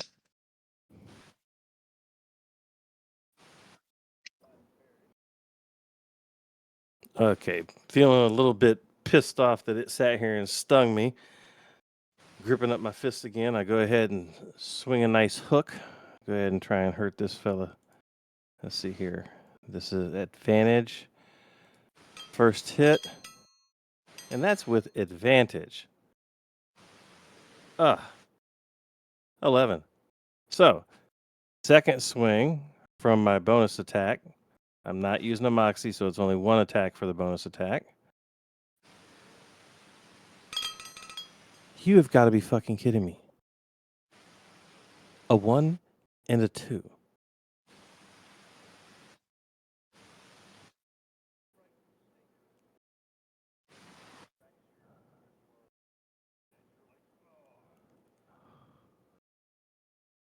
Oh, yeah. It hurt. It almost got me bloodied. I'm just gonna shoot it again. That's the proper response, I think, right? I'm gonna try. Let's see. First,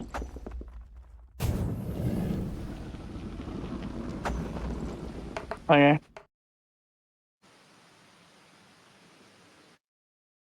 Okay. So at advantage it'd be 17 to hit. All right.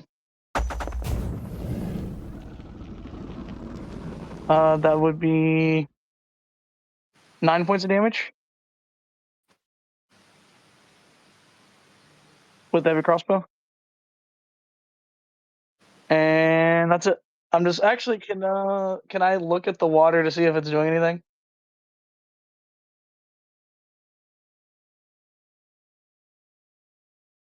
Okay, I know there's anything different, but all right, cool.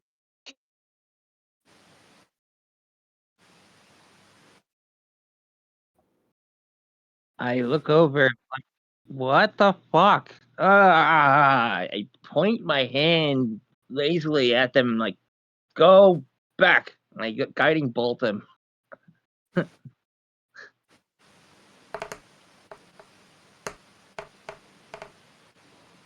With 17 to hit.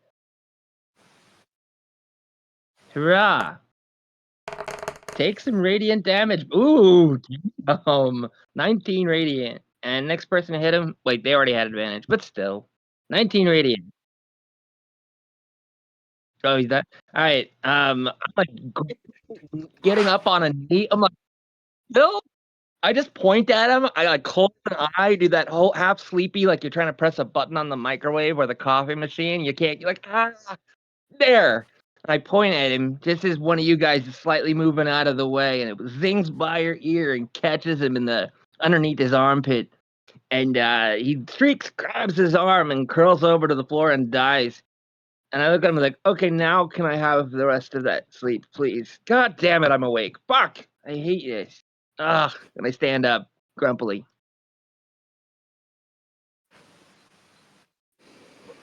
All you hear from Zafira is a very loud How the fuck?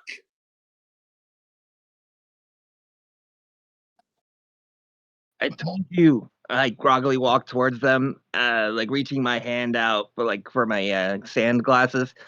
Gods protect. Just have faith. Stuff. It's all good. Varric climbs down, shuffles over the mono. Hey, do your thing. This hurts. Yeah, you got it, bud. Actually, yeah. Everybody gather around here. I'll do healing. Give everybody some hit points. Did a bunch of you Oh. get damaged? Nope, just No? No. Just me. Then you get a cure light. I was waiting for you to try and hit me. 11. Dang, I just realized I missed my sneak attack. Sorry about You that. get hit points back. And the This rogue should doesn't go ahead rogue. and. Oh, damn it. Yeah, this will do for now. You, I'm a call. Axel just kind of like, how bad are you right now? I am at 5/6 of what I should have. He got bloodied on that one. So like, but how much HP are you missing?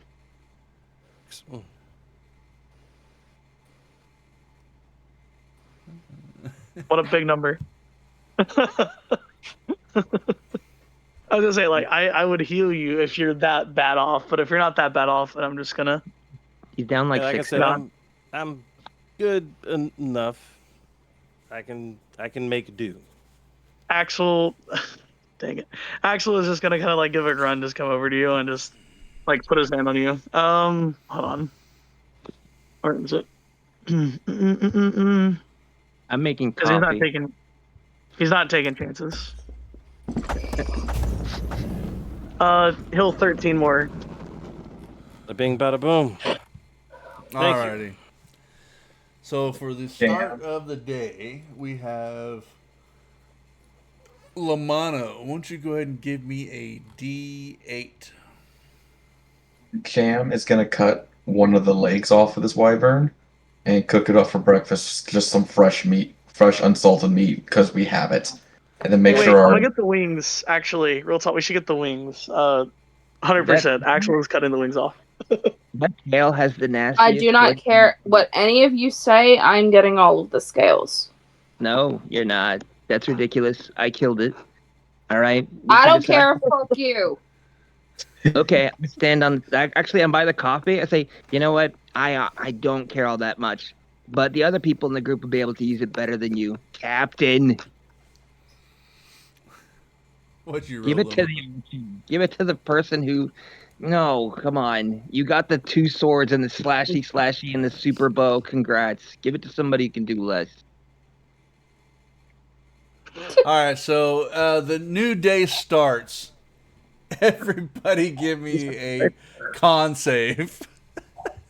Well-oiled machine, guys. Well-oiled machine. All right. Con save. Oh, for fuck's sake. Hey, I did good. My clothing helps.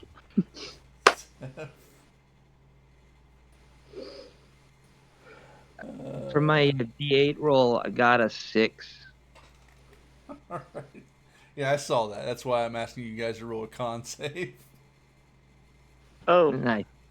oh shit! I think weather is about to happen. Yeah. the road. I don't want to use my heroic inspiration yet, so I'm keeping that 11. I don't know why it shows 8. You might get when another it should level of be exhaustion, 13 though. for me. It didn't add my modifier. So you got a. I have a 13. Okay. In the log I'm looking at, it shows an 8. It just shows custom roll for some reason instead of. Let's see, I hit OK and it didn't. Alright, so. Axel, what'd you get? 30-20. Alright, so you're good. Zeph, what'd you get? Natural 1 for a 6. Okay, so that's a fail. Yeah. What'd you get? 11. You fail. Varric, you got a Ugh. 13. You pass.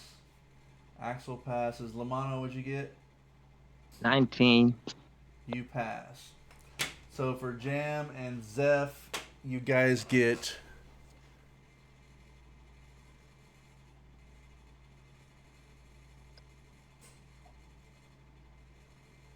So for every 4 hours into the sun, you guys will gain a point of exhaustion.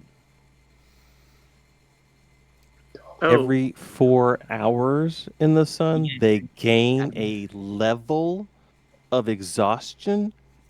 So That's- in 8 hours, they get 2 levels of exhaustion, 4 away from dying.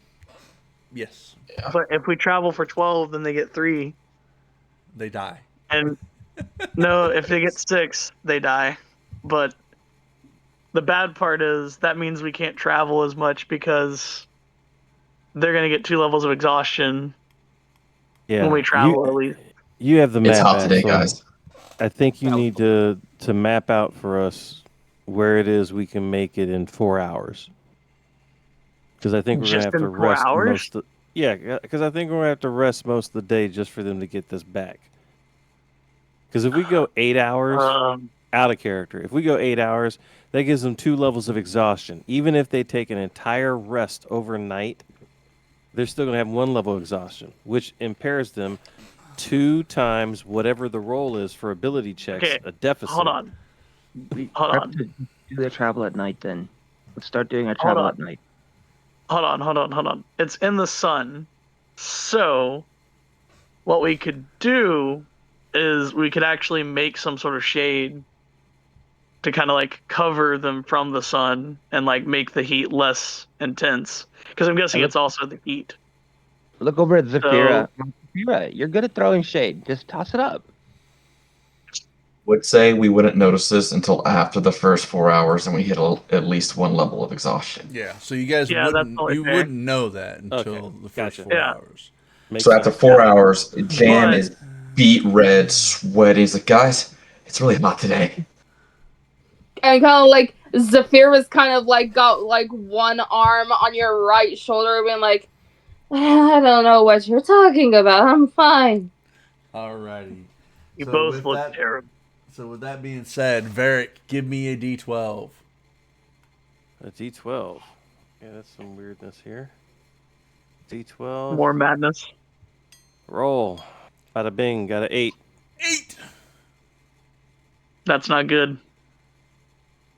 Might be. No, I don't think so. Hot tip. All rolls. As you guys produce forward, you guys start seeing this obelisk coming up out of the sand ahead of you. I think we should. Is that a building, Axel? Bit. Can I, since I look over at first, I'm gonna hand the spyglass over to the captain. Then I see how she looks, and I kind of just sigh for a second and just take the spyglass and kind of just look at the obelisk. Can I see like an entrance to it, or It looks like a large obelisk, and you do see some other stonework. okay? But there's no visible like entryway. Like, is this like an obelisk, like a decoration or like a landmark, or is it like an obelisk you can enter? It looks like a part of an old ruin area, or just something that's. Gotcha. It's like, why is it in the middle of the desert? Is he the only one that noticed it? If he's the one using the spyglass, he would have probably spotted it. You guys do see it as you approach it. Yeah. I mean, as soon as I notice it, I'd make sure everyone see it. Like, I point in the direction and say, there's some sort of landmass or something coming out of the ground. And then as we get closer, he's, I guess he would be familiar with obelisk. I know that's Well, I like a was going crazy to question to say ask. some sort of landmass. You have a map, my dude. If I look in the map, I don't think it would match the map because then I would know it would be here. This is like something that's not like the ordinary, right? Yeah, you don't see it on the map. Like, this is Yeah. odd that it's just here. Yeah.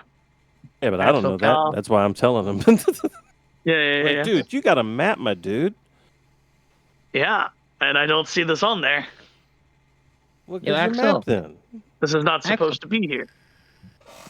You do notice that the two party members are showing real signs of heat exhaustion. This obelisk is actually very large. As you guys get closer and peek one of the dunes, you actually look down and it's very large, and there's a small ruined structure kind of around it,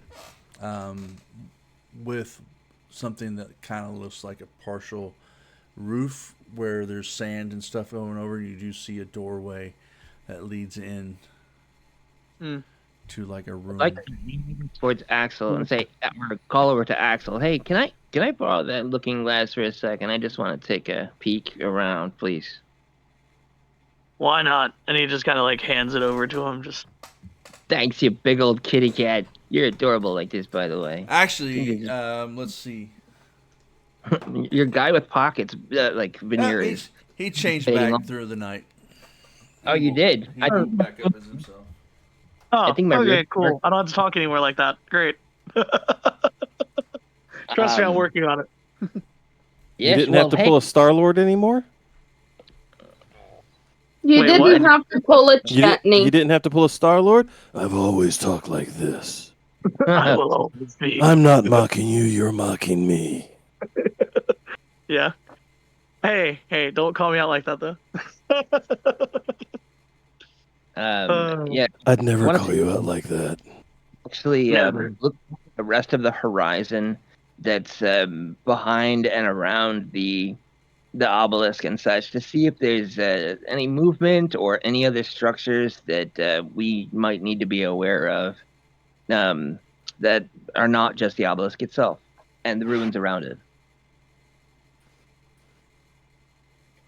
He stepped away.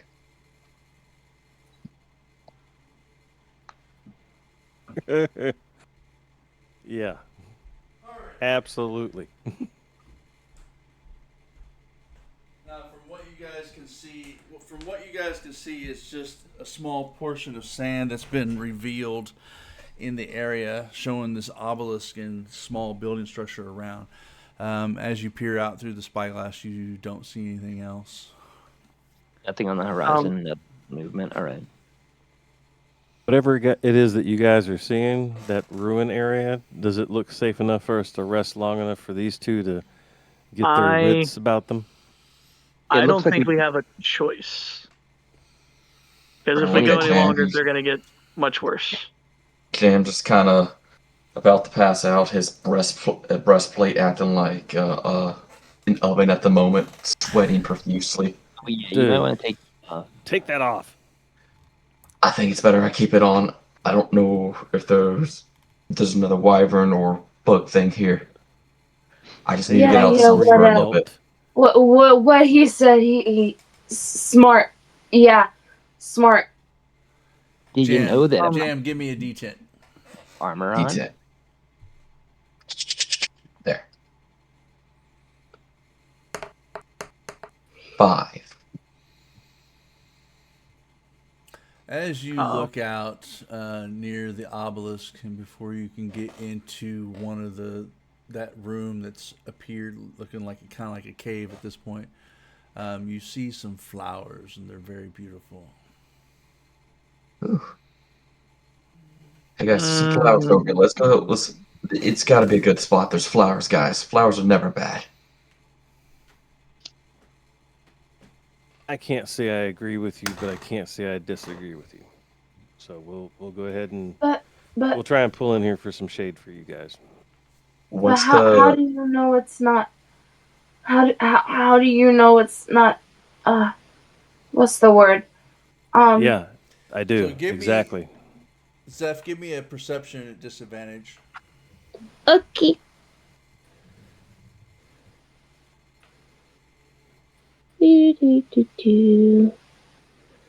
And Axel, give 10. me a perception. Okay. No, that is 10.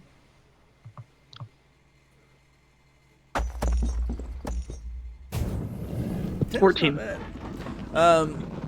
You know these flowers. You've seen these flowers before. These flowers represent, like,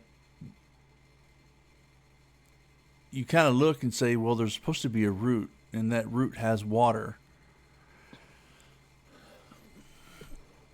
We have water. You've got a bunch of water with us. Yeah. But Big. from what you know, Axel, is if you dig the rest of this flower plant up, there's a bulb that's kind of like a coconut, and it can be opened up and it holds water. All right. Yeah, I'll definitely help get the boat or the sand sail like set up, or the boogie slide set up to go there, and try to get near the flowers, I guess, and kind of get in a shady spot. Well, it's right there at the entrance where this Okay. cave that that's crawling into with Zeph. Yeah, I'm going with them. Like to make sure they don't get themselves in any more trouble than they're already in. I'm After a couple securing steps, the Cam boat, throws making up. sure the sails are wrapped up so they're just not out there flapping. And make sure the anchor is set so it doesn't sit here and someone takes off with it. All right, so give me a d6. D6. The dice it's shrinking, guys. Our That'd time be is running 4. out. Something ain't settling with you, right? You kind of feel ill.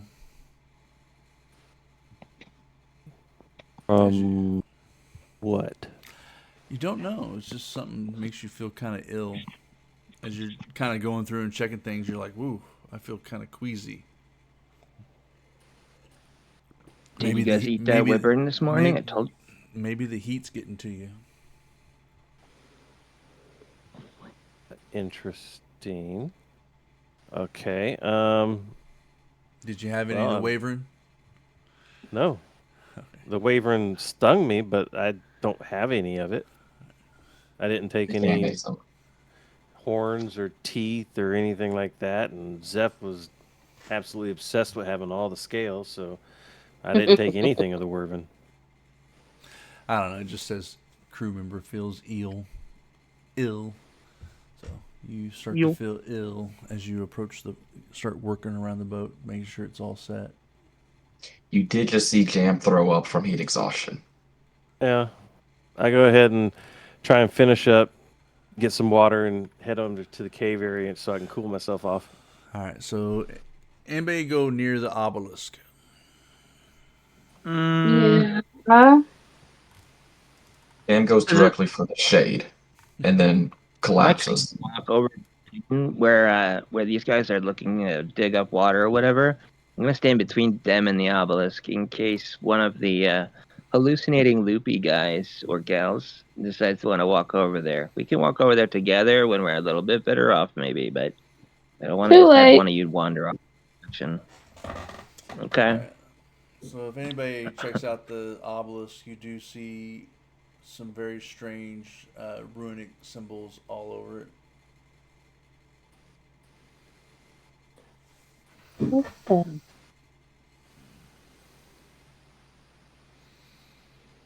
What on earth? And as it starts to come to evening, the obelisk begins to glow. All right, so you guys going to... Okay, hold on. So we traveled 4. We know they were getting sick, so then we stopped. And we started in the morning.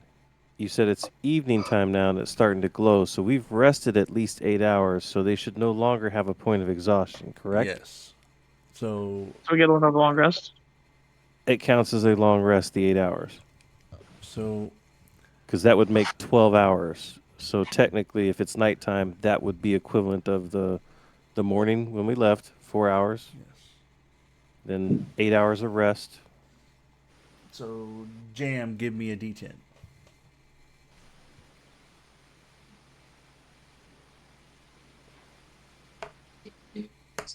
A 10. Wow. So as you guys rest and nightfall comes and are you guys going to decide to stay here for the full night, or are you going to start traveling? Oh no! If everyone's better, that motherfucker starts to glow. Varric's like, we need to go. Let's get. And can I? Is there any language on the obelisk? It's written in runic symbols that you do not recognize. Very odd. If it's possible, I want to try to draw some of those hieroglyphics, I guess, or runic symbols. Okay. And just have them not touching the obelisk or anything or getting anywhere near it, like. But I just want to be able to like write those down and have them. And I'll also What? mark on the map where this is. What would it be to tell? I'm assuming the runes are in some sort of language. Can I roll Arcana? Will this be Arcana related or It no? would probably be. It would be Arcana or comprehend languages. I mean, you might be able to do that, but I don't have that. I have training in Arcana, so I don't know if that would allow me to like try to at least roughly get an idea and like maybe not know exactly what it says, but know kind of like a general purpose for it. you could try. I have a Yeah. +3, so I might as well. I have a +7. 21! Ah, Nat 20. you guys suck. Hey, you got to laugh at all the things that happen to me. They get to roll good so that you give us shit. Yeah. So, me the money. as you sit here and decipher this, it reminds you of one of the early languages of Fricel. And from your studies that you've studied so well, and it's also a part of an old script that Zeph would have seen as well, being early on in her younger days. It is what is still considered today, or at this point now, a lost language, but seeing remnants of it is like, wow. Is it a language I know? It is a language that you somewhat understand, kind of like a Pig Latin type of thing. But it's more Not of... Netherese, is it? No, it's very demonic. So... Infernal? it's kind of like an infernal script. Either Abyssal or Infernal. So Okay. it's more infernal. So Okay. it's... You can see that it's like a beacon almost. I swear to the Raven Queen if those fuckers followed me out of there. But it looks very old. It looks like it looks over 100 years old. Thank the gods. But it's starting to glow. Can I at the like I'm assuming would I have similar knowledge to what she has with my role, or would it be different? It's pretty much known that you've seen this script in the infernal text, where you've studied demonology, because the Mussand, you guys know, being in this area that of the Mussand, that Hell's Gate is there, and they've never really figured out a way to close the gate. But this seems to be a beacon of infernal magnitude. I want to. This may be stupid, but I think it is the only thing that Axel would be able to do. Can he? It's magical, so I'm gonna try to shoot one of the runes with my crossbow and try to like basically mess up the runic text on it. What the fuck is that sound you're doing? Jam, give me a dex save. Lovely. Oh God. 17. Yeah. Jam, you roll out of the way as this flaming, like almost meteorite, slams into the sand. And as you look up, you guys see a shower of small blue flaming meteorites falling to the surface of the sand in your direction. Get in the boat. Get in the boat. Yeah, I'm I getting said in the I boat. was while y'all were fucking around with runes. Let's go. Yeah. I wanted to shoot. Can I shoot one of the runes? Go ahead. Yeah. I'm trying to shoot it. 2 strike the opened the- boat. The boat starts to catch fire. Fuck. Using the barrel of water, dumping stuff on, trying to put out the fire. Does a 19 hit? Yeah. Okay. Do. Give me a deck save. Ooh. That's 14 plus. I guess I can add sneak attack to this. No, you can't add sneak attack. It didn't see me coming, right? I'm just kidding. I didn't see period. Did you need a save for me? Yeah. Because meteors Okay, are falling. save. Got it. Let me go to my saves. Go to my dexterity.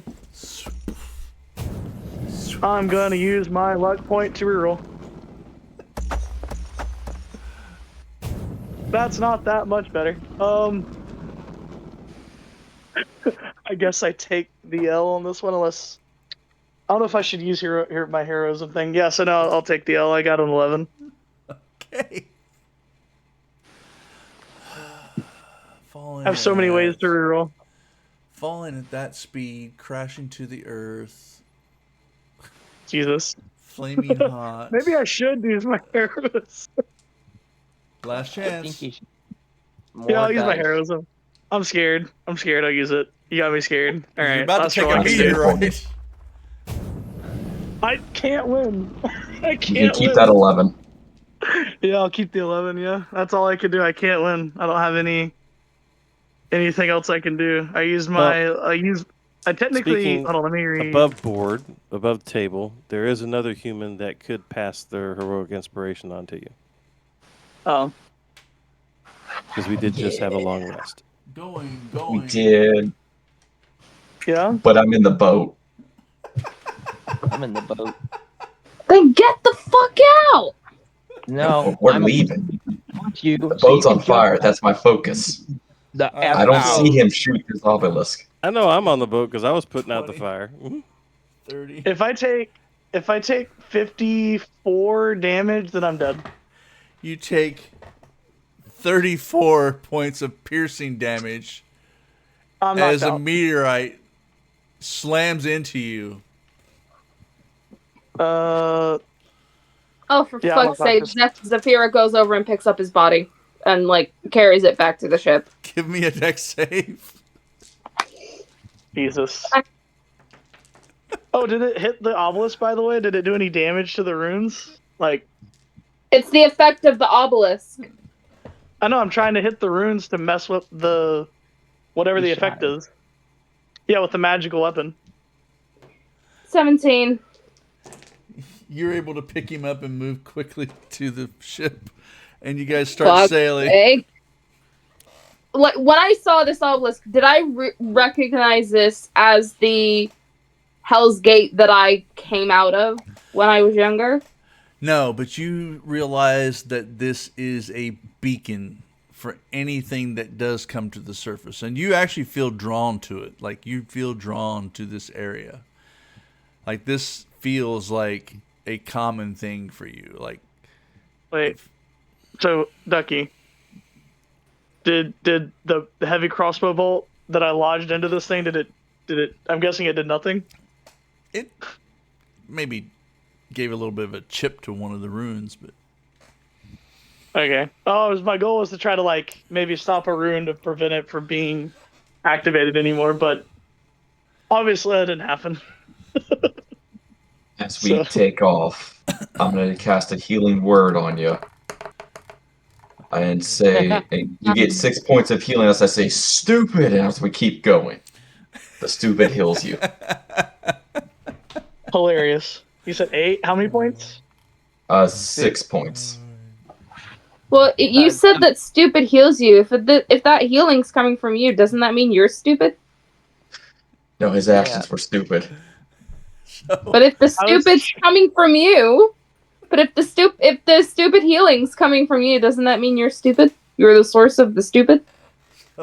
Look, I all look I over know at is that I wake up from my heat nap and we got meteors raining from the sky, and he's trying to shoot an obelisk. I Which mean, way I do we go noticed, when I look at Axel? to You're try all- to stop it. except for Bear. I feel like you're all morons. I'm just rolling my eyes and steering the ship. Just shaking my head. I'm like, and you guys were on me about dragons. Really? As I you don't know how to guys, have like obelisks and yep. Like I see how it is. instantly, I see the cleric at the wheel. I'm like, the fuck Rudder. are you doing? Get away from there! I've been on the rudder. Lay off. If I wasn't on the rudder, we'd all be dead twice now. I told you I save lives. Yeah, I didn't really see you come to help me. Yeah, exactly. Well, good. There's You people who shouldn't have you. stayed there, my friend. yeah. I was Glowing running and obelisk? shooting. I was running and shooting and trying to deal with the obelisk. Maybe if we all Running- attacked it together, it might have been destroyed, but we had to run That's a- away. How many times did you destroy a building with crossbow bolts? A rock building that's like 40 or 80 feet tall. How many times you done that? Actually, over the table, I thought it was like a thinner obelisk, not like a huge obelisk. So that's my fault. Said Like you- over the table, and that actually is my fault. I thought it was that big. Otherwise, I would have, like, genuinely, I would have ran. But Improvise. I didn't know. No Axel, Just do to be not make clear. me slap you and knock you out. alrighty. So, as you guys Wait, what? begin to sail, we'll say, yeah. So after about 3 hours, Zeph, give me a D8. Alrighty. Do. So 7. Ooh. As you look out and the sun's coming up, the horizon looks very, very red. Oh shit.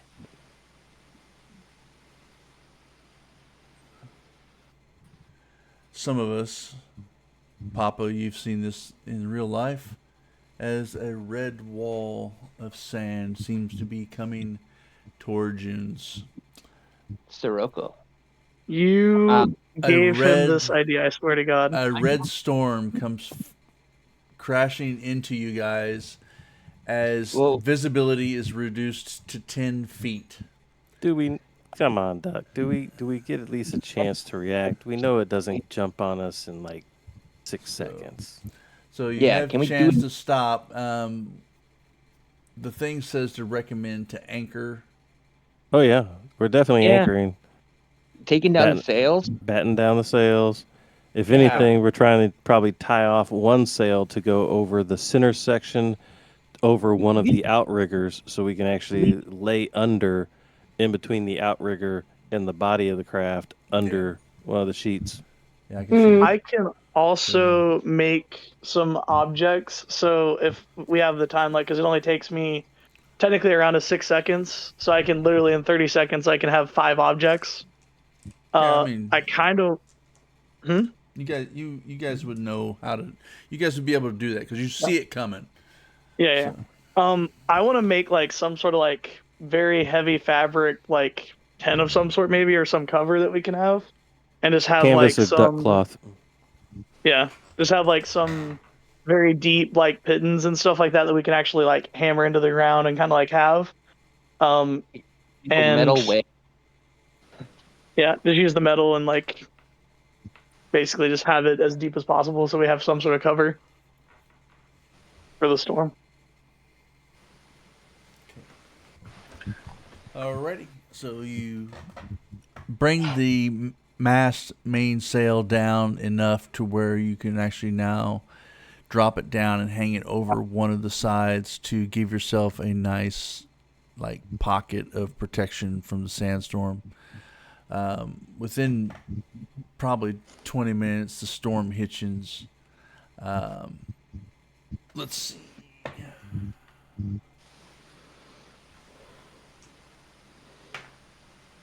It lasts for 2 hours, so you guys lost 2 hours of travel time as the storm finally calms, and you're able to continue on with your day.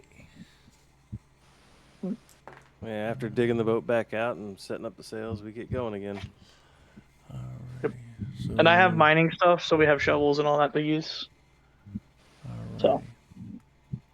And we will go with the next portion, which is after Zeph is Axel. So give me a D12, Axel. Ew. I don't wanna. Alright. All dice are good. 6. I got a middle 6. The middle has been very good to us. Yes. Not too hot, not too cold, right? Just right. Give me another roll. You've already hit that one. Oh, The How dare Goldilocks you. zone. how dare you. Alright, here we go. 12. Very hot. Okay. Like the desert. It's like a flaming hot Cheeto at a Soho bar. Mm-hmm. So I'm as like, you I'm like, guys damn it, it's on. travel, the heat is so intense. You guys see what looks like an oasis ahead, off to the west or to the east of you. As the heat is beating down on you, you see this oasis. But as you guys continue to move, it seems like it's moving with you, and it looks lush and beautiful. And when you look at the map, you don't see anything on the map that would represent a oasis in that area. Dunk your head in water, guys. Can I use my spyglass and see if I can get like a closer look at it? Sure. Okay.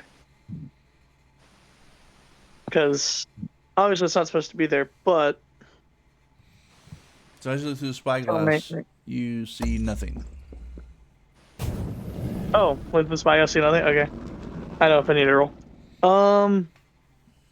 Yeah. Okay. We're just gonna keep our course. Like I'm not gonna worry about it if it's just an illusion or a mirage or anything like that. Like I'm just gonna keep us on course and just kind of like keep tabs on it a little bit, but not vary our course in any way. Okay, so you guys come upon about 3 more hours. The heat is pretty hot, and you realize that you probably will need to pull over soon to rest for the night. So as we go from there, we're coming into a resting point, and we will start with the next session where we're setting up the camp for that night or that next day that's getting ready to happen. So either you guys want to sleep for the 8 hours of the day or however many hours for the day, but you guys are coming to a point where you can stop. Axel, you do see on the map where this next ruin is, and it has that this one has a water well. So as you guys pull up to this, and then we will go into the next session to where that night or that day that you're there, to where you guys will have plenty of cover and concealment from the day's heat within the ruins, and have access to a fresh well.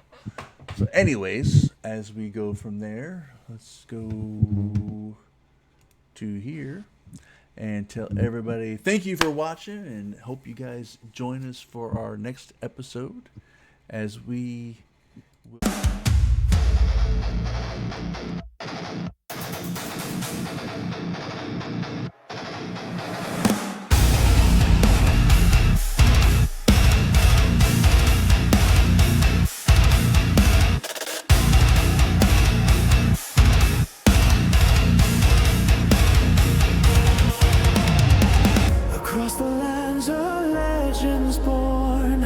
shadow peaks to oceans torn, a new adventure